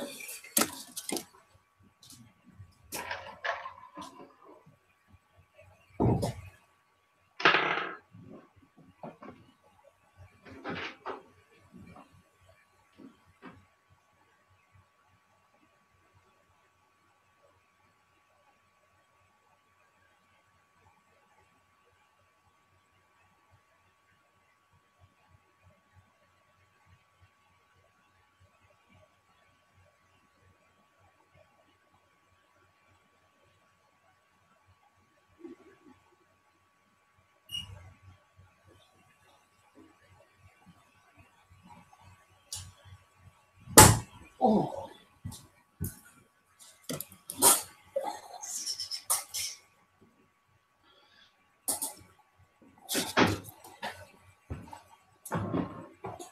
Okay, I'm back. Where were we? So we mentioned about Stark in the base. We mentioned about the first appearance of Snoke. And what we're going to do is we're going to continue on. The one thing that I did like about this scene between the chemistry of Snoke and Kylo Ren, he mentioned about there's been awakened. Have you felt it? And I don't know what it was like in your cinema, Chris, but there was a massive gasp of shock, like, wow, Kylo Ren's father is Han Solo. What was your first opinion on that? Well, it's like we were saying earlier, I was dying to know the tie-in, and right when it said like he's the son of Solo, that's why I was like, oh, that totally makes sense. Like this is going to be good, you know. Yeah, I mean, I was really excited. I'm still the guy that wants Kylo and Rey to be brother and sister, you know, and I know it would be. I don't want to use the word lazy for like storytelling, but I wouldn't be upset and I wouldn't think it would be lazy if they're like they're connected in some way. You know, he knew because somebody mentioned like the girl and he's like, what girl? And it's like at this point I don't even think he knew there was a girl involved, you know? That's why the whole like Snoke being like, oh, I linked you two together. It's like, did you? Like, because when you died, they were still linked. So, yeah, but long story short, I absolutely love that he's the offspring of Han and Leia. You know, unfortunately, I hate that it went bad for them. Yes, same here. You know, like I said, I really wish at the end of the Return of the Jedi, I was looking, well, then there wouldn't be movies. Yeah. But if everybody lived happily ever after that, you know. And then when you think about it, the other family members, the Solo family, said obviously they've got Ben Solo. What is these other children the Solo and Leia have? In the expanded universe? In expanded universe, yeah. It was Jason and Jaina. Jason and Jaina, yes. Talking of futuristic Star Wars films, would you like to see more expanded universe characters become more expanded into the film? Yeah, you know, I didn't drift too much into the expanded universe. When we went through our dark times of like not having anything, the expanded universe stories filled in some blanks and stuff like that. I would say Plagueis not making it into canon and Plagueis being Legends was well, actually I shouldn't say that because Plagueis is definitely canon because he was spoken about in The Phantom Menace. But basically what I was going after was the book Plagueis. Like that was a really good book, you know, and that didn't make it in. And but he would be a really cool character to you know, go back to. I don't think we'll ever see that though. But expanded universe with their kids, that was really interesting, but I don't see anything coming of it. That's why I was very surprised that we got that Jaina Solo Black Series figure. Yeah, same. And it's a great figure, like excellent figure. But I was really surprised. I mean, people are still jazzed up about expanded universe and a lot of different characters and stuff like that. I mean, Starkiller was awesome, you know? Yeah. Yeah, totally agree, mate. Totally agree. I kind of got lost in that question for a second. No problem, no problem. So we mentioned about Kylo Ren. Kylo Ren's father is Han Solo. Eventually, we know that his mother's Leia. We see Finn help Chewie. Previously, Chewbacca did get shot, which was quite a gasp as well. Like seeing poor old Chewie get shot, but he's a tough old cookie. He's a tough old cookie. We see Finn turn on the chess game. I believe it's the chess game on the Millennium Falcon. And if I can remember reading something, I think the game that he turned on was the game they didn't finish in A New Hope. I could be wrong, but when they pushed the button, it was still the game they were still playing in the events of A New Hope. I believe that's right. I could be wrong. We hear and we see the map that BB-8 uses. We hear about the Jedi Warrior, the first ever Jedi Temple, and Han Solo. I mean, we've seen the events of A New Hope. Like Han Solo's a Jedi, Force abilities. Yeah, it's all baloney. It's all rubbish. And eventually, we see him admit it that the Force, the Jedi, it's all real. And eventually, after that, we go on to Takodana. And as you mentioned earlier on, you mentioned about women always figure out the truth, always, which I thought was hilarious. Like thinking, wow. He's like, did you just call me Solo? He's like, sorry, Mr. Solo. Like Finn's like, Finn just wants to impress him. Like he wants to be the big guy, like the big deal. Right, you're the big deal. I'm gonna be this. And you see the truth. He mentions about the truth. And we see Maz Kanata's bar. And I'll get your opinion on that because obviously you're a massive fan of space aliens. What was your opinion on Maz Kanata's bar? Well, right before we get into Maz, what I thought was really interesting, and I kept going back to like my idea, like maybe Kylo and Rey are related. It's almost like when they get to Takodana. That's it. She's like, oh, I didn't know this much green in the galaxy. Oh yeah, I probably butchered that line, but you know, but it was something on the states of that. And Han looks at her in a way that it looks like he feels so bad for her, but at the same time, it's almost like he's guilty. Yeah. Like there's a certain look, like maybe I'm reading too much into it, but there was a certain look he gave her that I was like, did you see that? You know? And then like him like really taking a liking to her and being like, hey, listen, like it's like he didn't even really know how to go about it, and he was just like, we're looking to add some more crew. Like it doesn't pay much. Yeah, it doesn't pay much, you know. And you know, and then he gives her like a gun, and it's like he's really taking a liking to her like extremely quickly, you know. But yeah, that's one thing that I was like, oh, you know, could that be his like daughter, but he just can't say it because maybe she'll be like pissed off, why'd you leave me and never come back? Yeah. I don't know, you know. But Maz, right when you open the door and you see this little orange alien with the big goggles, and she's a very colorful character, and I love that. And just like the whole ambiance of, you know, the bar, the different characters, Grungar and Bazine Natel, like who's that dude? That's cool. And it's just weird that there's like such a mixture of people in the castle that have ties to the First Order, has ties to the Resistance, you know, because at one moment Bazine is dropping the ball on them, and then there's like this like droid with like a microphone mouth, like calling the Resistance, you know, and it's like, and in the meantime, they're all just chilling, and she's like, where's Chewbacca? Where's my boyfriend? I'm like, that is interesting. Like, I would love to see, because we still haven't seen them together. Yeah, we haven't seen them together. I really want to see them together. I like to see them together. And you mentioned obviously about Mars, but if you play Star Wars Battlefront, you see Han Solo on Maz Kanata's castle, and we see, which was not a shock, but wow, Han Solo with a beard. We see Solo with a beard. We see him, if I can remember, he's doing work for, I think, a specific crew or something. I think eventually we see Chewbacca, we see the Falcon flying over Takodana and shooting shit. So that was quite unique. Like, wow, Han Solo with a beard, he's looking cool. Yeah, that took me off guard. I was like, whoa, Han has a beard, you know? Mm. And then I think they were doing something with, like, didn't they mention Kashyyyk? And Yeah, something with, like, the Wookiees and stuff like that? yeah. They And mentioned about helping Kashyyyk get their homeworld back because if I can remember, in the comics or expanded universe, Chewbacca died and Han Solo went into a deep state of depression. Whereas in Force Awakens, Han died, but Chewie went into a small depression. So yeah. they're basically trying to save Kashyyyk, but Mhm. one way we know what happened to Han Solo. Chewie was upset, but in the books or the comics, Han Solo does go in a really deep depression because he's lost his best mate. So it's kind of cool to see that and hear about Kashyyyk because they were basically, if I can remember off the top of my head, they're basically trying to stop the last parts of the Empire slaving so many Wookiees. And another thing you mentioned about that, we saw parts of that in the, I believe it's the first or the second episode of Star Wars Rebels, where Kanan reveals that he's a Jedi, and all the Wookiees are stunned, thinking, wow, a Jedi? Like, it's Yeah, really cool to see backwards and future stuff, Kashyyyk play a part in the Star Wars universe. absolutely. Yeah.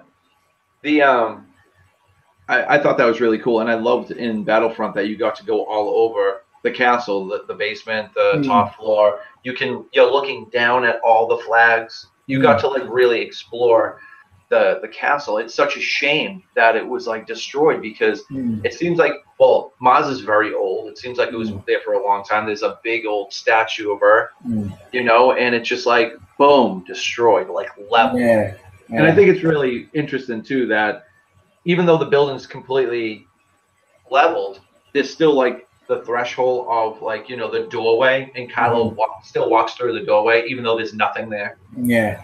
Like, Totally agree, totally agree. So we mentioned about Takadana. Another thing that I found very interesting, we saw this in the teaser. We see Darth Vader's broken helmet. And mm, actually after that, we see Kylo talking to him about grandfather, forgive me.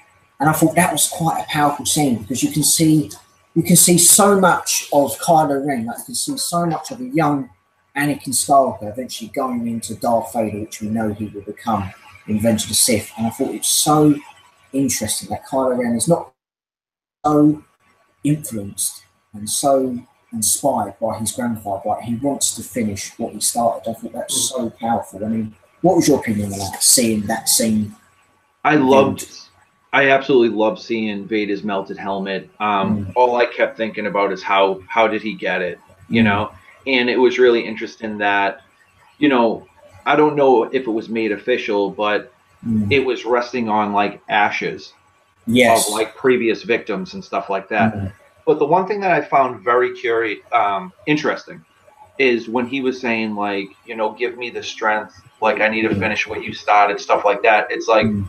I don't think Ben got the whole story Yeah. because there was a redemption arc there Mm, that he fails to mention. Like, Vader went good, yeah. like finish what you started. What exactly did Vader start? You know what I Yeah. mean? Because he didn't follow through with it. Like, he No. chose at the very end to help his son, and Mm, basically at that moment he knew, man, I really screwed up. Tell your yeah. sister you were right about me. There was still Mm, good in me. mm. So it's like, did they tell him the full story Mm. of Darth Vader? Because it seems like he got the story like Vader taking over the galaxy. Everybody was afraid of him. He's this almighty, powerful man. You know what I Yeah. mean? Yeah, It's like, totally agree.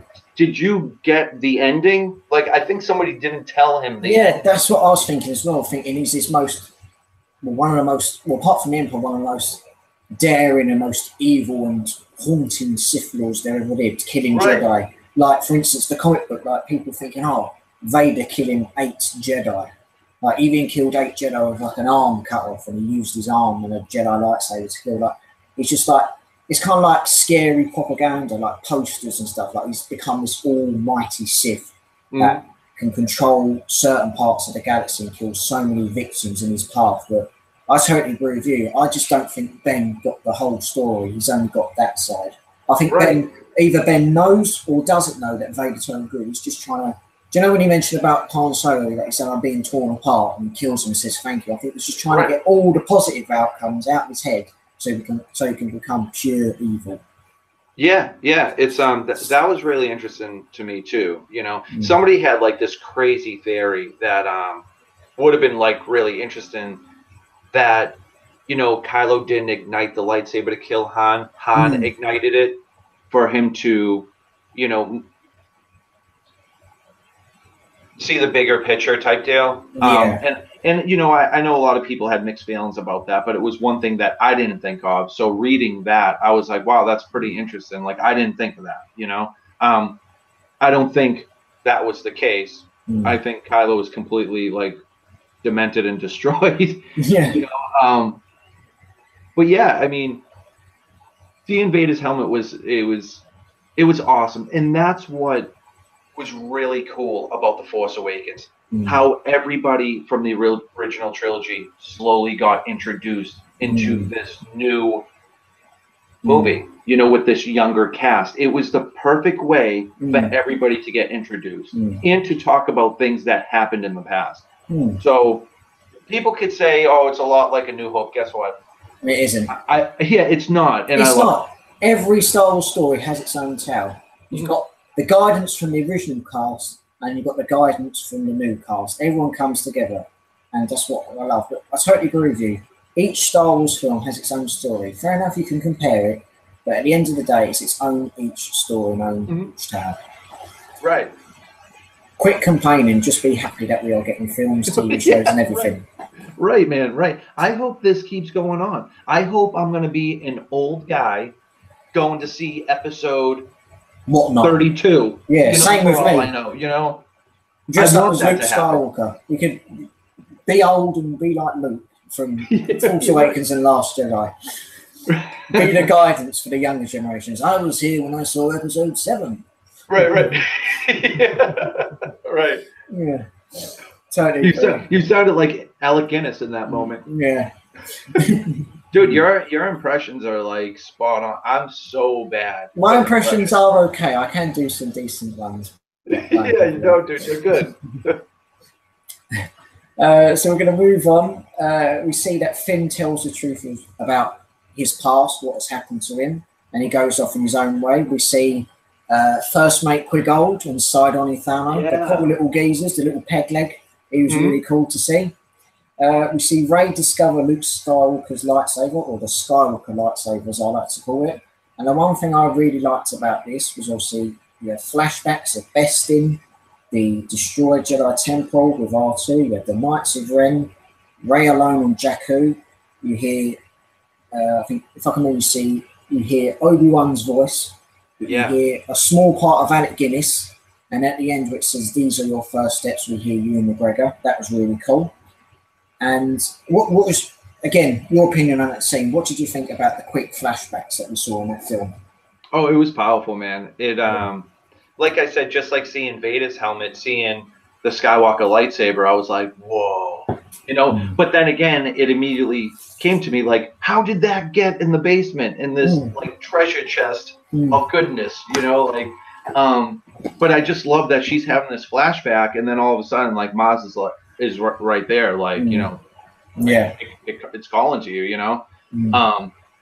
and she wants nothing to do with it. She's afraid. She's afraid. But then again, that's like her first time, like probably really experience something that powerful, and going back to like her being like having some sort of Skywalker blood in her. It's just like, why it triggered, dude? Why did that bring her to? But then again, when I read Dark Disciple, I don't know if you read that book. It was incredible. No, I haven't read that book. No, dude, it is so.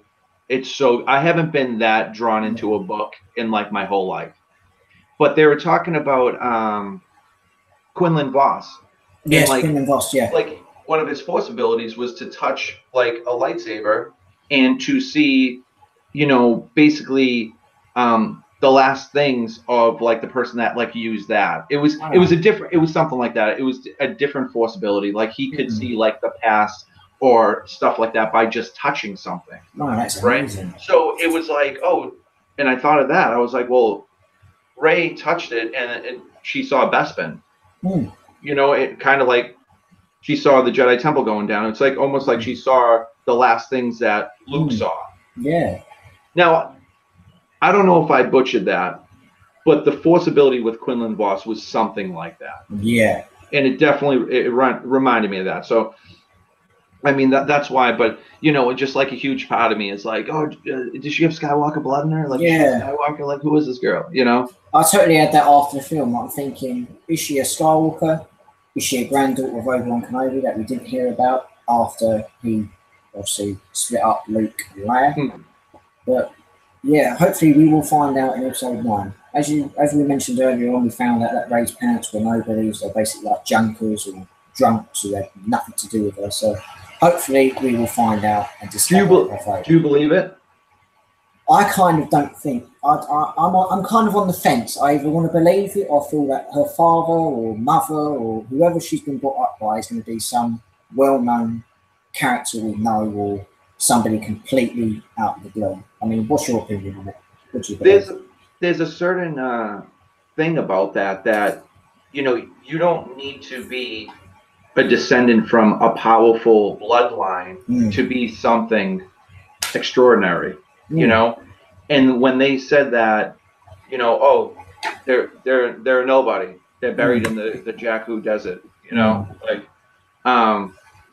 they sold you for you know, for whatever, you know. It was that was really interesting to hear, but at the same time, I think it's just like the old, I don't know, man, like I'm just trying to find like the correct words for things, but it's you know, I think people will be like, oh, that was so obvious if they're brother and sister. Oh, it will be so obvious if she's has Skywalker blood. But for some weird reason, to me, I'll be like, yeah, you know what I mean? Like, I don't know. So that's, I think that's a perfect example why they can't make a Star Wars movie on what the fans want to see, because then it won't work. So maybe her coming from nothing, maybe that might be the best way, you know? Yeah, totally agree. Totally agree. Next up, we saw General Hutt's speech, which was quite powerful as well. As you mentioned earlier on, a quite powerful young officer to get the message across.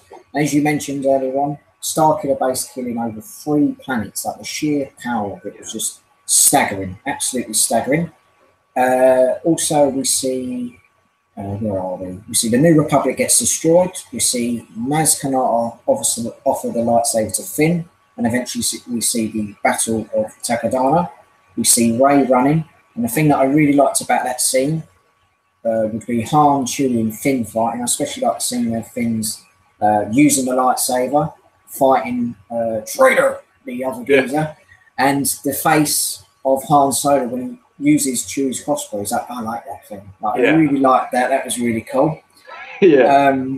So yeah, the crossbow was amazing. Like when you see that stormtrooper do like a flip when you're just about to hurt Finn, like Jesus, that crossbow is powerful. Like we saw a glimpse of it in Return of the Jedi when he was shooting down them Dark Speeders. But wow, when he shoots that, it's kind of like I don't know if you watch Walking Dead. Obviously, you've seen Walking Dead. It kind of reminds you like Daryl, like explosive tip on his crossbow. Like wow, Chewie's like the Daryl of Star Wars. Like he can get stuff done. Which I really liked. I mentioned obviously about Finn and FN2199 or the traitor Star Wars. Oh, right, The meme, like, it's like one of the most popular stormtroopers at the time after the events of the Force Awakens. Like, memes were going everywhere, that stormtrooper. We see Han, Chewie, and Finn Chewie, and Finn get captured. And we see the X-Wings, like the music, like, it's the Resistance, like, another cheer blew me away. Yeah. Your opinion on that, Chris? X-Wings? I got chills because it looked like it was like, oh man, they're in rough shape. And then, you know, you see them coming in, skimming across the water, which like that just looked incredible. Yeah. And then just like seeing, you know, Poe just being like the unbelievable pilot that he is. And like, you know, Finn being like, that's one hell of a pilot. And just like, this is amazing, you know? And dude, when the ship comes, you know Leia is on that. Yeah. And that was the moment that's when I got a little emotional. Yeah. The reunion between Han and Leia. That's when I was like, lovely. That was really lovely. That was definitely probably the heaviest moment in the movie for me. just because like I'm a sap when it comes to like love stories. And just seeing that and just knowing that, you know, what happened, they went their own ways. Like their son is, you know, like basically a Sith now. And, you know, Han and Chewie went back to what they knew, you know, and Leia being the strong woman that she is, she's leading the rebellion, you know, the resistance. Totally So agree. it was really interesting. That whole battle was awesome. Like, I don't have a weapon. Yeah, you do have one. I was handing him the lightsaber. It's like, dude, like you're wielding like a lightsaber. Like that must have been, you know, that would be like me, you getting casted to be in a Star Wars movie, and it's like, listen, like you're not a Jedi, you don't have the Force, but you do get to use a lightsaber in action. I would be like, wait, what? Wait, what? I've got a lightsaber. It's like Han Solo when we see him in Empire cutting cutting. Like I mentioned a good fact on the Empire Strikes Back stream that I did a couple of months back, and I think Han Solo, apart from Finn, but Han Solo in that era was the only non-human but non-alien and non-Jedi to actually use a lightsaber. And you think of it, I don't know if you've read the Before the Awakening book that tells you the stories of Finn, Rey, and Poe. No, I didn't. That's good, but it just shows you how Finn trained in conflict. I mean, fair enough, he wasn't that great, but I thought he'd done pretty well with the lightsaber. Yeah, like you see him training with Phasma, like with all the armor, like the riot shield, the riot baton, and he actually trained pretty well. So yeah, I think he did a great job. I loved seeing Han and Chewie come out of like the rebels, and Han not even looking, just killing a stormtrooper. And it was interesting seeing Han like, hey, can I use this? And then he's like, oh, I like this thing. You know, and it's like, you mean to tell me you haven't used that crossbow? You know what I mean? The bowcaster in like the past 30 years, man. It would have been just like anything else. That's like your buddy having a new toy, and it's like, dude. Exactly. You've been friends. You've been friends for 40 years. We know. And you haven't shared a moment with a crossbow. That's a little shame. Yeah, but it's crazy. Like when he shot that stormtrooper, like you were talking about, he did like a backflip. I mean, it was almost like the same power as when the X-wing flew in and was shooting stormtroopers. Like, they were blowing all over the place. You know, it was really interesting. So but yeah, man, the just hearing the music, the the X-wings coming in, Poe being awesome, and just saving the day. It just. Dude, I don't know. There's just something about the camera views were awesome. I love that it looked like the camera was like right on the wing of the X-wing, and dude, it was awesome. It looked real. It literally looked like it could be real. Old school dogfights. That's what we love. Yeah, absolutely. Brilliant. So we mentioned about the X-wings and TIEs. We see Rey and Kylo use the Force to stop Rey in her path. That was really cool. And we see, as you mentioned, I mean, watching The Force Awakens today and writing the notes, even though we know that our beloved Princess Carrie Fisher has passed away, I still get a little bit choked up when we see Leia and Han meet. But you get especially choked up now because we've unfortunately lost our Princess Carrie Fisher. So it was good to see her and Han link again with 3PO, BB-8, and Chewie giving her a hug and everything. That was great. Yeah. And we see... I mean, as you mentioned, that scene, I kind of thinking in the cinema, or thinking at the time now, that the Resistance, the tide could be slightly turning. They've got more allies on the side, older, experienced allies. It could be turning the tide to finally defeating what's left, or a small part of the First Order. So that was really great to see. As we mentioned earlier on, Finn and Poe Dameron, BFFs, they hug and everything. That's my jacket. You look cool. Like the chemistry as well, great between John Boyega and Oscar Isaac. The first appearance of R2-D2, which was great to see, the little fellow as usual. Han and Leia talk about Kylo Ren, Snoke, and how he turned to the dark side, mentioned how much Vader is inside of him. So that was really powerful as well to see. Right, Leia's mentioned, right, I'll let him train with Luke, but as we know, Kylo Ren destroyed it all, and Luke is just distraught and a broken man. Yeah. Any opinions on that? The link between Harrison Ford and Carrie Fisher discussing what happened to their son? Yeah, I mean that's like every parent's worst fear, you know, and they're not giving up hope on them because you know, like, bring back our son, you know, like, but obviously we know how that goes. Yeah.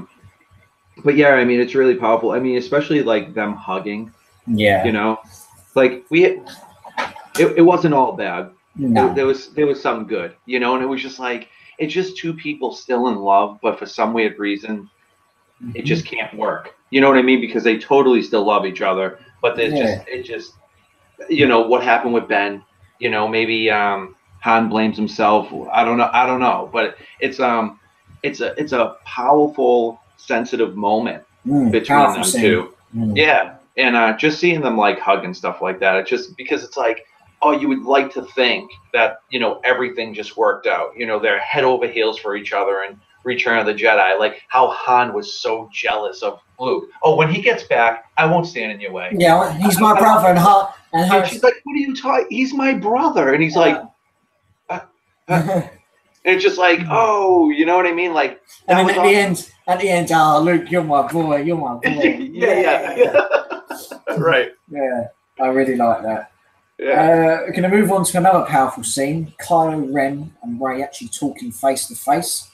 I love the chemistry between Adam Driver and Daisy Ridley, but I loved how you will never be as strong as Darth Vader. Like she looks like she is in his head, and Ren's like, Jesus, she's a scavenger, but she knows Force abilities. And then I love Snoke. The scavenger resisted you. Like even Snoke's shocked up. Wow, she's been on Jakku all her life, and she can resist Kylo Ren. They've only known each other half an hour. Like wow. So that was really powerful to see. I mean, opinions on that, Chris? What did you think? No, that was awesome because it's like, you know, for God knows how many years, like Kylo's just been that guy in the First Order. Like, you know, I'm going to use my, you know, Force abilities to get what I want and this and that. And now for the first time, it's backfiring on him. You know, it's not working, and he met his match, and he's scared. You know, and I thought that was it was great. You know what I mean? Know what you mean, mate. And just to point this out there, are you a fan of James Bond, the British secret agent that we have over here? I definitely enjoy James Bond. I haven't seen all the originals. I did see quite a few, the newer ones and stuff like that. I'm definitely rusty, and I would like to brush up on them for sure. I did meet Jaws. Jaws, I know him. He passed away. He was a good. He was a very kind person. Yeah, dude, his hand. I shook his hand. His hand was like a shovel. You know, but yeah, I mean that's why right when you said James Bond, for some weird reason my mind went to that. Yeah. But yeah, I mean the movies were really cool. I mean, dude, he has like the coolest gadgets ever. Yeah. Right? He has the coolest gadgets. And the reason I mentioned James Bond is the actor Daniel Craig, who plays him, he was the stormtrooper who let out Rey. I will tighten his restraints, scavenger scum. So that was really cool to see Daniel Craig as a stormtrooper. So I just thought I'll put that in there, mention James Bond. And another thing where we mentioned earlier on, Kylo loses it and waves his lightsaber and the two stormtroopers right. Kylo's pissed. We'll go that way. See you later, mate. So that was fun to see Kylo get mad again. Where are we? We see the Resistance discussing about Starkiller Base, what they can do, how they can destroy it. We see Han, Chewie, and Finn go to Starkiller Base. And as you mentioned earlier on, we see Leia and Han share a nice moment. As we mentioned as well, Han and Chewie and Finn land in Starkiller Base. There's banter. I am pulling up. If we pull up, they'll see us. Yeah. Han's really frustrated. We see Kylo Ren sense Han Solo, and we see Chewie completely wipe the floor with Phasma. We see old Phasma doing her business, walking along, and she's just taken out by Chewie. And as you mentioned earlier on, I'm in charge, Phasma. I'm in charge. Yeah. Big deal. Calm down. Calm down. So Finn's really getting on the hype. And we see Phasma lower the shields. We see Solo spot Rey. And another powerful scene that we're going to come on to now is we see Han Solo calls to Kylo Ren. He wants him to come home. And I don't know what it was like in the cinema where you were, Chris, but there was a couple of tears when we saw poor Han Solo get killed. I mean, I'm going to quickly give you my personal opinion. When I saw it, I didn't expect it coming. What was your opinion? Was you the same?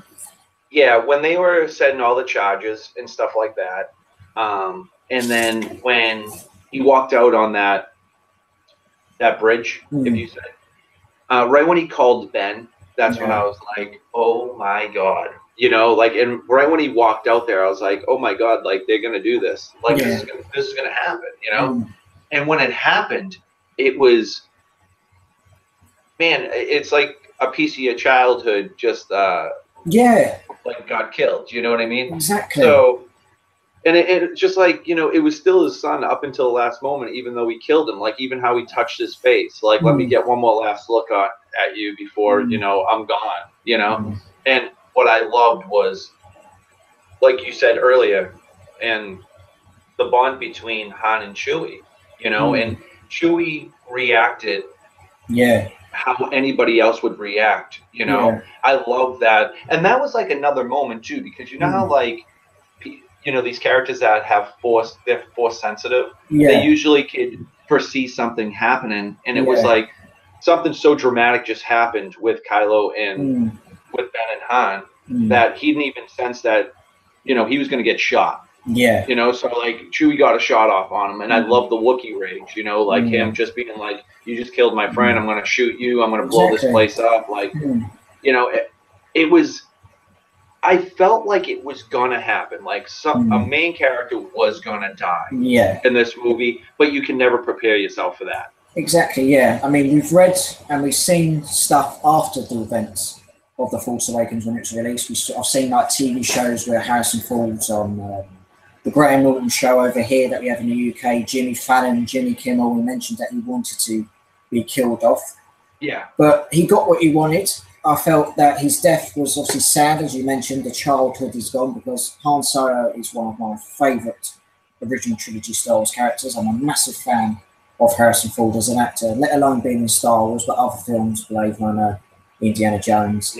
And as you mentioned, we did lose a part of your childhood in a way. Fair enough, it's only a film, but even though they're characters, you get so attached to them. They're like real family that you can just discuss and talk about all the time. But as you mentioned, I didn't see it coming, but I felt that despite his death, he went out the way he wanted to go, Harrison Ford, I believe. I mean, I could be wrong, but he went out on one.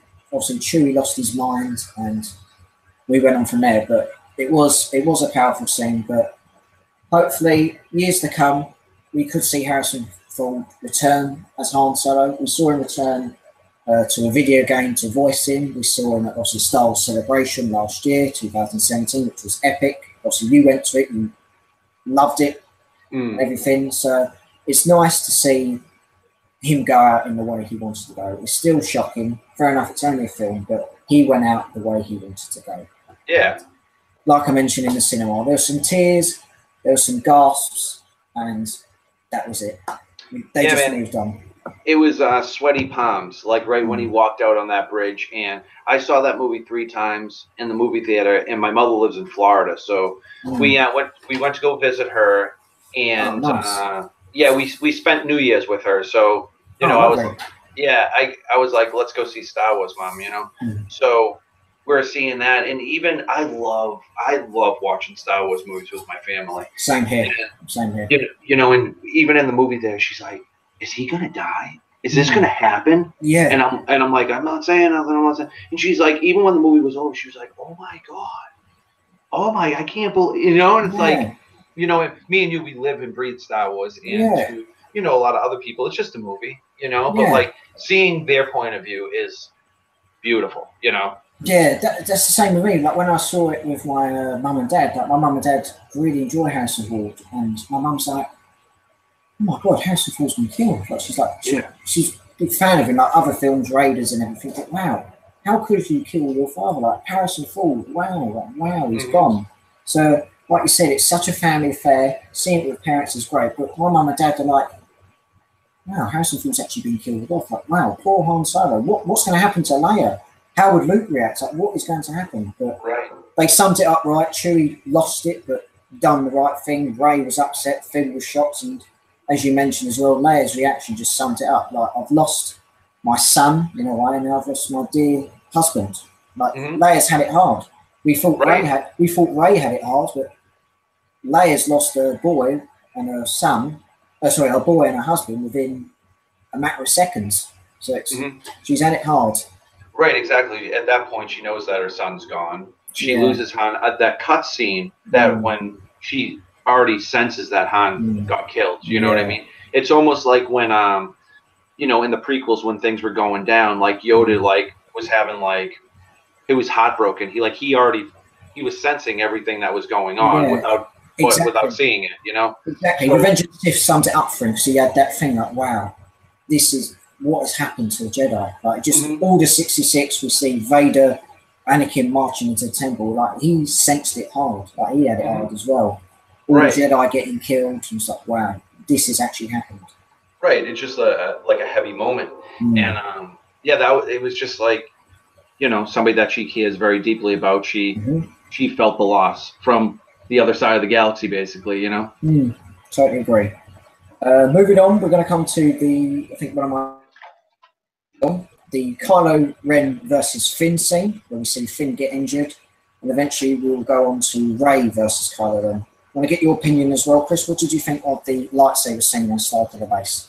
I thought it was great. Like we were talking about the atmosphere early on, how it's a snow planet, and I love hearing the snow, and especially when the saber was in the snow, so that like crackling sound. Yeah, snow just has a certain sound. Like, yeah. Really so just like if you had a hot piece of metal and you were dripping water on it, you know, that was the sound effects were great. But the overall battle was awesome because it was like, all right, like let's not get ahead of ourselves. Like Finn never held a lightsaber before, but he's going up against somebody that is like beyond like trained in the arts. And that's why I was like, all right, well, there's no way he's going to be able to hold his own. He held his own for a little bit, you know, but got done in the back, which was unfortunate. Well, when the cross guard, when they were going like this, and he burned his shoulder, and that yell, I was like, this is.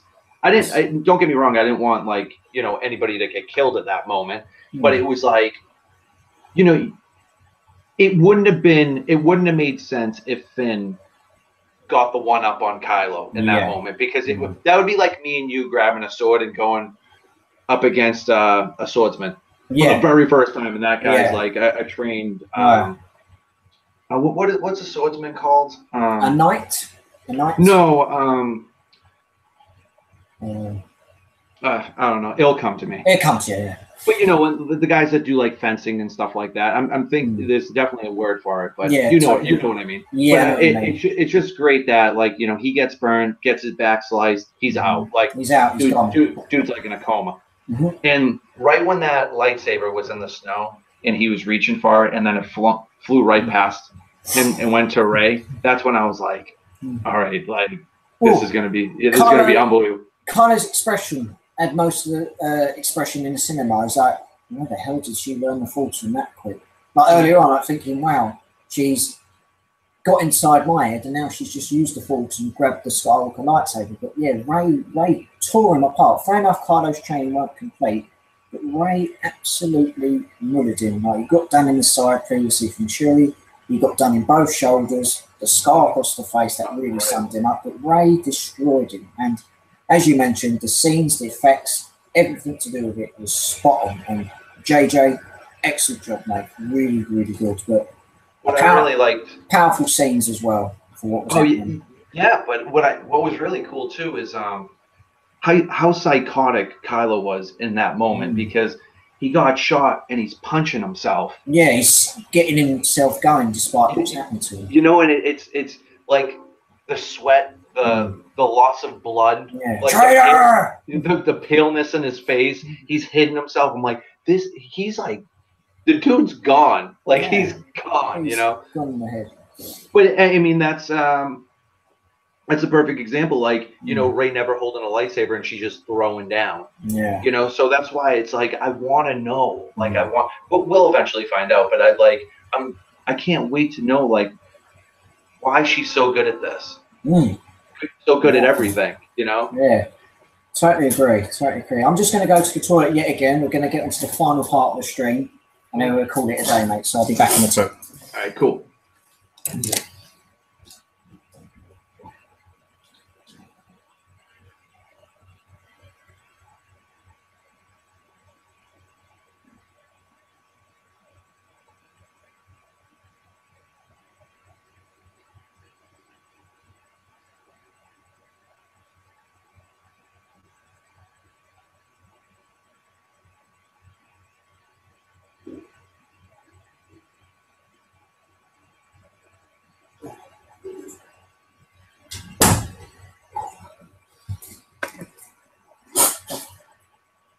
Oh, there we go. All sorted. Where are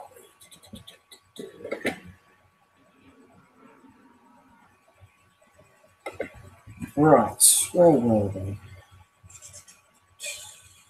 We basically left off him when there we go. Yeah, the iconic fight scene. The iconic fight scene. Yeah. So we've discussed what we thought the fight scene.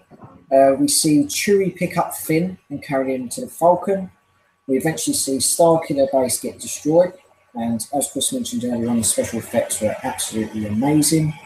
We see Chewie upset, and then we eventually see R2 come back to his normal self and eventually meet up with BB-8 and 3PO, and the banter between Anthony Daniels and 3PO and R2 was great.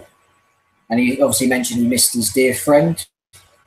Earlier before that, we see Rey really feel for Leia and they hug, which was a really nice scene to see. And we eventually see the map complete. We see BB-8's part of the map, we see R2, and everyone's thrilled. Leia's happy that we found Luke. After months and a long period of time, we have found Luke. So that was really great to see. We also see Finn recovering, and Rey is obviously worried about him. And we hear Leia say, "May the Force be with you," which is a great, iconic line that us fellow Star Wars YouTubers and fellow fans say throughout the galaxy, throughout the world, which was great. And we see them arrive on the Falcon with Chewie and Rey. We see R2 as well. They arrive on Actu, which is the planet that Luke Skywalker is supposedly hiding. And we see Rey find Luke, and obviously R2 and Chewie are at the bottom part of the mountain. And we see Rey walk up the steps. I want to get your opinion on this, Chris. What was your final reaction of seeing Rey go up them steps and eventually see Luke Skywalker on the big screen yet again? Well, the first thing that I thought of was like, wow, we went through this whole movie without seeing Luke, right? But then everything, the way that it played out, it made so much sense. It was just good storytelling. Because obviously there's going to be 2 more movies, right? So why give us everything in one movie? But another thing that came to me is that place exists. Like that wasn't a set. You know, like that island is there. People have gone there, and it's beautiful. I can't believe something like that exists. You know, so that was like whoever thought to like, hey, I get the perfect location for where Luke went. You know, but yeah, when he turns around, you just get that older version of Luke Skywalker and her just handing it to him, and just like the look on both of their faces, especially. You know, Rey's handing it over like, you know, a lot of crap that went down and we need you. Like, I came here to get you. Yeah. You are the link that will help us. Yeah. And it's to me, what was really astonishing is like, you know, you see her handing it like, hey, we need you. I've come to get you. This is yours. You haven't seen it in so long. Right. And like the look that he's given her, like, now, we had 2 years to speculate what he was going to say and how he was going to react. And like, I thought at the end of The Force Awakens, like, he's probably like, oh my God, like, who are you? Where'd you get this? But no, he goes like this and throws it, just chucks it. You know what I mean? So I thought, that's why I thought, you know, all the different things, all the unexpected things that happened in The Last Jedi was so interesting because they gave us what we weren't expecting. Yeah. And that's cool because so many things in this world is predictable. That movie was not predictable. Everything I predicted, none of it happened. Well, we did mention on a podcast that I'm on, you know, we're going back and forth and we're like, you know, it would be cool to see Snoke get killed. You know, I think that was the only speculation that we're like, and then when we watched it, I was like, oh, wow, that happened. Yeah. You know, but besides for that, like, I didn't see anything coming at all. Same here. I mean, as we mentioned, The Force Awakens, it ended well, but we was like quite shocked thinking, wow, Luke's here. He hasn't said anything. He just, see you later. I'll check the lightsaber. And it was just like unpredictable. Fair enough, at the end of The Force Awakens, you see Rey hand a lightsaber over to Luke. We're waiting 2 years. What's he going to say? But as you mentioned, it's unpredictable. But I totally agree with you. I was speaking on another fellow YouTuber's live stream. I did predict one thing, right, that I mentioned in my Last Jedi trailer reaction on my YouTube channel. I did mention that we would see Yoda, and I was right. I predicted that. I said, right, I think, because you know we see the trailer where Rey's swinging a lightsaber and got Luke watching over her. I could see like a little statue, and it could be like a statue of Yoda. I'm thinking Yoda could actually be in this. And when we saw him as a Force ghost, Frank Oz come back as the original voice of Yoda and have the puppet itself. Yeah. Fair enough, only one shot was off a bit, but to see Yoda on the screen again with an older Luke, like, you are burning the sacred text. It's just amazing to see the chemistry with Yoda and Luke, and it just binds it together and brought back memories from Empire, and it was great. I mean, what was your opinion on Yoda? Because I was staggered, like, wow, I've actually predicted Yoda was in this film. Seeing the trailers for The Last Jedi, obviously, like all of us, I was dissecting them, and that on top of that rock, it really did look like Yoda. So I was just like, oh, I would love to see Yoda. And in that moment when you saw him, I was like, oh my God, this is perfect, you know? And to see the puppet, I'm a huge fan of puppets. Yeah. And people in costumes and all that, and Frank Oz voicing them. And what's wild to me, and I love seeing, is I like seeing goofy Yoda, like retired, like not uptight. Like in the prequels, we saw a by the book Yoda, and you know, like this is how it needs to be, and this is how we're gonna do it. And then in The Last Jedi, it's just like, oh, you're burning the sacred text, and it's like page turners they weren't. You know, like if he's like just saying like, who cares, you know, whatever, and it's like, and he was basically saying like, you need to teach your students everything, even like the things that you failed with, you know, and that's the thing. Like, I don't think anybody's ever did that. Like, hey, we went wrong here. Yeah. You know, and Luke says that in the movie too. Like, you know, the Jedi failed. Yeah. You know, so yeah, man, Yoda looked amazing. There was one close up that it literally it was like right out of The Empire Strikes Back. Yeah.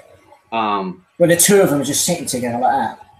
Yeah, and he's just hitting him on the head with his cane, and it's just like it's the same Yoda from The Empire Strikes Back, and I love that. That's probably my favorite Yoda, to be honest with you. I love. Don't get me wrong, I love seeing him throw down and attack all the clones and doing all the spins and all that great stuff and Revenge of the Sith, and I love seeing the Jedi Council. You know, all these awesome Jedis in a circle. I love seeing all that. Yeah, it's great. My favorite is hands down like Empire Strikes Back, Return of the Jedi, Puppet Yoda, retired, goofy, laid back. You know, I like that. But at the same time, when it comes to teaching a lesson, he just flips the switch, and Master Yoda is there again. Yeah, he was like the best teacher you've ever wanted. Like CGI Yoda, for back then in the early 2000s, if you think of certain films like Star Wars done really well to CGI Yoda that great in Attack of the Clones and Revenge of the Sith. And if you think of other films like King Kong with Jack Black and Adrian Brody, like the special effects back then for 2005 were absolutely amazing. Like certain CGI was great. Fair enough, CGI is great. You don't need to have too much of it, but I feel with The Last Jedi, what they've done with Yoda, the puppet was necessary. They went back to their roots, like the original trilogy, like with all the stunts, like the trench run and everything.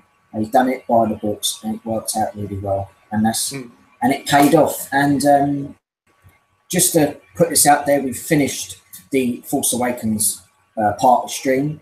Final points before we go off. Anything else to add about Last Jedi, Force Awakens, or the future of Star Wars, Chris? Anything like that I would like to see, or like final thoughts, or anything like that? Anything to see? Final thoughts? Jedi, Last Jedi, Force Awakens, Rebels? Well, you know how when the Force Awakens came out on Blu-ray, and then they waited like 5 months later, and then they came out with the collector's edition. So now I have like 4 copies of the movie, and when The Last Jedi comes out, I really hope that we just get the collector's edition, which I don't. I think it's probably going to be played out the same way. Yeah, you know. But that's one thing I'm really looking forward to, the deleted scenes. Yeah, and I love listening to the making of. I love the behind the scenes stuff. I love hearing what they have to say. So And it's another thing that should put things into perspective for people that are like, why did they do this? Why did they do that? Why does it look like that? Look more into it. Like you got to watch the behind the scenes. You got to hear from the people that are actually making the movie, you know, and sometimes that is what you need to put into perspective of why this was like that, you know? Yeah, like all these movies, I think they're all great. Yeah. They all have a special element, and they all definitely have, even if you didn't like the movie, there has to be at least one act in that movie that you loved. And if you tell me you like one act in the movie, you love the movie. Yeah. I feel like you're just kind of like, you're fighting with yourself at that point. But, you know, what do you think about Solo? Like, what are you most looking forward to? Are you nervous about the film, or? Just to briefly mention, Force Awakens, enjoyed it. Not compared to Episode 4, so I kicked that out the window, like we mentioned. Last Jedi, seen it the second time, brilliantly done. Rian Johnson done a killer job. Only issue with Last Jedi, the Canto Bite scene, maybe reduced that a little bit. That's my only weakness about The Last Jedi. Certain scenes could have been made a little bit smaller. I thought character development was excellent for each and every single one of them. Eventually, when we do the Last Jedi stream, we'll go over that in detail, but I think Last Jedi killed it. What else do we have? Star Wars Rebels Season 4, the finale's coming. Yeah. Dave Filoni posted something on his Twitter feed and everything to do with Star Wars. Really looking forward to Star Wars Rebels. And to get onto your point, the Star Wars Solo, a Han Solo story, the thing that I'm really looking forward to seeing is how he met up with Chewie and Lando Calrissian. That's what I'm really looking forward to. I'm not nervous that it's going to be a flop, because I think all the Star Wars films that have been released so far, Force Awakens, Last Jedi, Rogue One, have been a complete success, and I can't see Solo disappointing us. So my aspects in the film, looking forward to seeing Chewie, how he met up, and Lando. Guarantee that'd be your same opinion as well. Oh yeah, absolutely. It's gonna, and I think that's where it's gonna take us. The beginning relationship between Han and Chewie. It'll be great to see the history between him and Lando. Yeah. The early stages of the Falcon. Yeah. The Kessel Run. I'm assuming it has to be in this movie because there's a few pictures. It's like, oh, here's Kessel, you know. And I'm not nervous about the film at all, especially. I know what happened with the directors, but we ended up getting Ron Howard. Ron Howard, excellent. And the guy's incredible. So the king of Twitter. Yeah, absolutely. He's, and plus, like, that's another thing of like Star Wars going back to people that they're close with. You know, like him and George work on Willow together. You know, like, so they're friends. There's a tie-in there. It makes sense. You know, it's kind of like George Lucas and Steven Spielberg. Exactly. Together. Right. So he was I'm so happy like that they called him and he was just like, yeah, I'll be there. And it's just like he just cleaned it up, you know. I think this movie is going to be a great, fun adventure movie, and that's how people need to go in. You know, like very positive and just thinking that totally like agree. This isn't you know, since it's not part of, you know, the trilogy, the saga, you know, the original trilogy. You know, that's what we got to kind of just take it like that. It's just going to be a fun introduction movie. We're meeting these people again, but for like the first time in a sense, you know. Totally agree. So I think it's just that's how I'm going into it. I'm going into it like this movie's going to be fun. It's going to be one hell of a ride, and I hope we see a lot more aliens, which I feel like we should, only because like. We're dealing with smugglers here. Yeah, we're dealing with these type of people. Like and there has to. Well, I'm not going to say there has to be, but there's probably going to be bounty hunters in it. Yeah, I would love to see Jabba the Hutt. I feel like it would only make sense. The thing that I would really like to see is maybe a young Greedo, where we got in the back of our minds, we know what happens to you, or maybe a young Boba Fett. Or the one bounty hunter that I really loved in the Clone Wars, I'd really like to see. I don't know if it happened, but maybe in the future of Star Wars, maybe see Cad Bane. I'm a massive fan of Cad Bane. I can't remember off the top of my head who done the voice. I think it was Corey Burton or Oh yeah, I forget. Somebody else, but who done Dooku and Savajo press. But I'd love to see Cad Bane maybe in the film. But like I said, more bounty hunters, more aliens, but a positive mindset. And we know what we're aware of. It's 7 years before the events of New Hope. There's a lot of talk about Vader, but who knows? We may see him or we may not. Right. Just before we leave, usually at this point I would show the Force Awakens shelf part of the figures, but if you want to see that in more detail, go to the episode 7, the Force Awakens playlist, where you can see the figure shelf. Talking of collections, your collection going well as usual, Chris, before we end?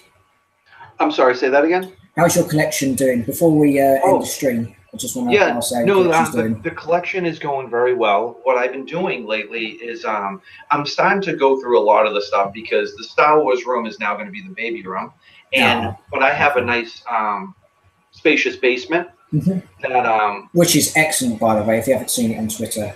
Excellent. Yeah, I've been putting some pictures out there, but I'm definitely going to do a video. Yeah. And but what I've been doing is, now that I'm boxing up some stuff, I have like a lot of things. And there's a lot of things that I bought doubles of, are things that literally have dust on them that I've been cleaning off that I just haven't seen in years and years and years. So because I haven't seen it in years and years and years, like I'm like, could I live without this? So what I did was I recently just sold about like a little over like 40 small pieces. Were they doubles, did you say? Like that really doubles, or was it just like... When I was years ago, I used to buy doubles of everything. Yeah. I don't know why. I think maybe one to open, one to keep in the package type deal. Like with everyone, Yeah, and so I was like, I have doubles of so many things. Like, let me sell them, you know. And what I basically wanted to do was, if I could get rid of 40 small things, and buy like 2 beautiful things or 1 beautiful thing, basically condense it, but still make it unbelievable. Totally so the 2 things that I recently just got after selling those things was, I've always wanted the Ewok battle wagon from the Kenner Kenner days. So I got that, and I love Hammerhead, Oman Nadan from the Cantina. So Sideshow made a 6-scale like figure. Yep, I know the ones. I'm sure you're familiar with those. I don't have them, but my uncle's got stacks of clone troopers. Like, he loves. I mean, his room's kind of like mine, but it's a mixture between World War II, Star Wars, Lord of the Rings. But he loves his Star Wars Sideshow collectibles. Yeah, so I was able to get that. I'll put some pictures up soon. I literally just got them like last week, and they're beautiful. So I'm really looking forward to doing a video on like the progression of the whole basement. It's really starting to look, not to like toot my own horn or anything like that, but it's really starting to look like a mini museum. And it's really cool, and I would really like to share it with everybody. Totally agree. I'm looking forward to seeing that as well. And in the UK front of mine, the only major figures I've recently got is the new Emperor that's been released. I've pre-ordered the pilot in The Last Jedi. I can't remember the name off the top of my head, but you know the one. He looks like Elo Asti. Yeah, Kai Brunelli. That's the one, I've pre-ordered him. I'm not going to pick up a First Order Flame Trooper because I already have one of him. Right. What else about the collection? Eventually that will be all organised for Solo and Episode 9. Right. So the collection's great. Dust is fine. I can dust it and everything. Yeah. But apart from that, the Star Wars collection is great. It's a great room, and that's about it really. The only major new thing I've done last year was the customised Phase 1 helmet over there, just in the corner, just about to see it there. I customised that as part of the 501st because I love the 501st. What else? The YouTube channel's progressing well. Same with yours. The subscribers are going up, and it's a great time to be a Star Wars fan. Yeah. And everything is great. Work, life, brilliant. What more do you want? Everything is great. No complaints, man. Yeah. I'm glad to hear it. And I love the shelving. I love the floating shelves. Thank you very much. Yeah, me and my dad, my dad is a like, even though my dad's a postman, he can be trained on everything. Like he can build. I don't know if you've seen my collection updates, but do you know my white wardrobes I've got here at the side? My dad literally built them all. Like, oh wow, he done it all. Like we had an estimate coming. They wanted like $1,000 and a bit for it to all be put in. So my dad said, right, I'm going to get all the wood, everything to do with it. And he built all of it from scratch. Like all the rooms in the house, they're literally all built from scratch. Like new wardrobes, new shelves, new radiator covers, everything. So my dad's a very talented man. But to go on to your point, the floating shelves are great.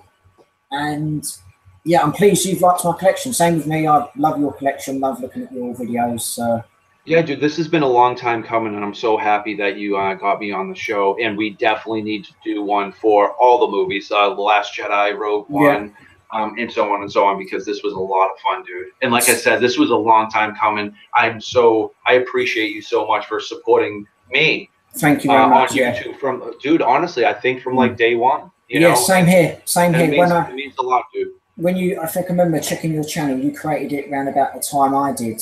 Around about November 2014. I didn't really start uploading until December, but day one I supported your channel. It's a great honour to be allowed to watch your videos as a fellow subscriber. And you never know, one day hopefully we could meet at Star Wars Celebration. So dude, absolutely, this would be great. Me and my wife, we always talked about when we probably would have went to Celebration Europe, but we're actually on our honeymoon. It was actually that at the same time, like that weekend, we're actually in Grenada for our honeymoon. And I was actually watching the live stream because we had one rainy day, so I was like, oh, let me take advantage of this. Yeah. But that's probably would have been the time. Who knows in the future? Because the UK is a place that I would really like to go and visit. Yeah, I would like to visit the States again. I've been to Florida, but hopefully cool. I've been to Florida back in 2013 with all the rides, Universal and everything. So hopefully one day in the future. Well, hey, with Galaxy's Edge, Star Wars Land, I'm sure that you might want to put that on your calendar. And you know what I would love? I would love to get like a lot of people together and be like, hey, we're going this week. Yeah. Let's all meet down and experience this stuff together. That would be great. Give me a heads up. Give me a good heads up when you're planning on going, and hopefully we can make something like that happen. I will. And as you said earlier on, it's been a long time coming, but it's been absolutely worth it. And it's been an honour. So thank you for subscribing. Thank you for mentioning that I've been a great supporter of your channel. Same with you. To me, thank you for your support. And Last Jedi Rogue One, we'll eventually do some streams on that, and it'd be an honour to have you on the stream as well. So thank you very much. Thank you very much, Chris, for your time. And just before we go, where can we find you on social media? You can go to thecollectorshut.com. You can find me on Twitter, Instagram, Facebook, right here on YouTube. I'm part of a couple of different podcasts like Brews and Blasters. First Order Transmissions. First Order Transmissions. Yeah. And we're trying to start up the cargo hold again. And there's all kinds of stuff that's going on. But if you go to thecollectorshut.com, I kind of compacted everything right there just to make it a little bit easier. Yeah. And with me, you can find me on Jedi Master 98's YouTube channel. You can subscribe here. You can follow me on Facebook, Instagram, and Twitter. Also, we didn't get around to answering all the comments, but I'd just like to say a massive thank you to all the comments as well. So we haven't mentioned them until now, but thank you for everyone commenting. Also, yet again, a massive thank you to the Collector's Hut, Chris, for being on here, a legend of the Star Wars YouTube channel, support from day one. It's been an honour. And thank you very much for being on the channel. Thank you, man. The honor was mine. Thank you very much. Having me. Okay, so that's about it, guys. So if you want to see more of me, subscribe to the channel, subscribe to the Collector's Hut, and we will see you on the next one. So thank you very much for watching. Have a nice day. May the Force be with you. Always.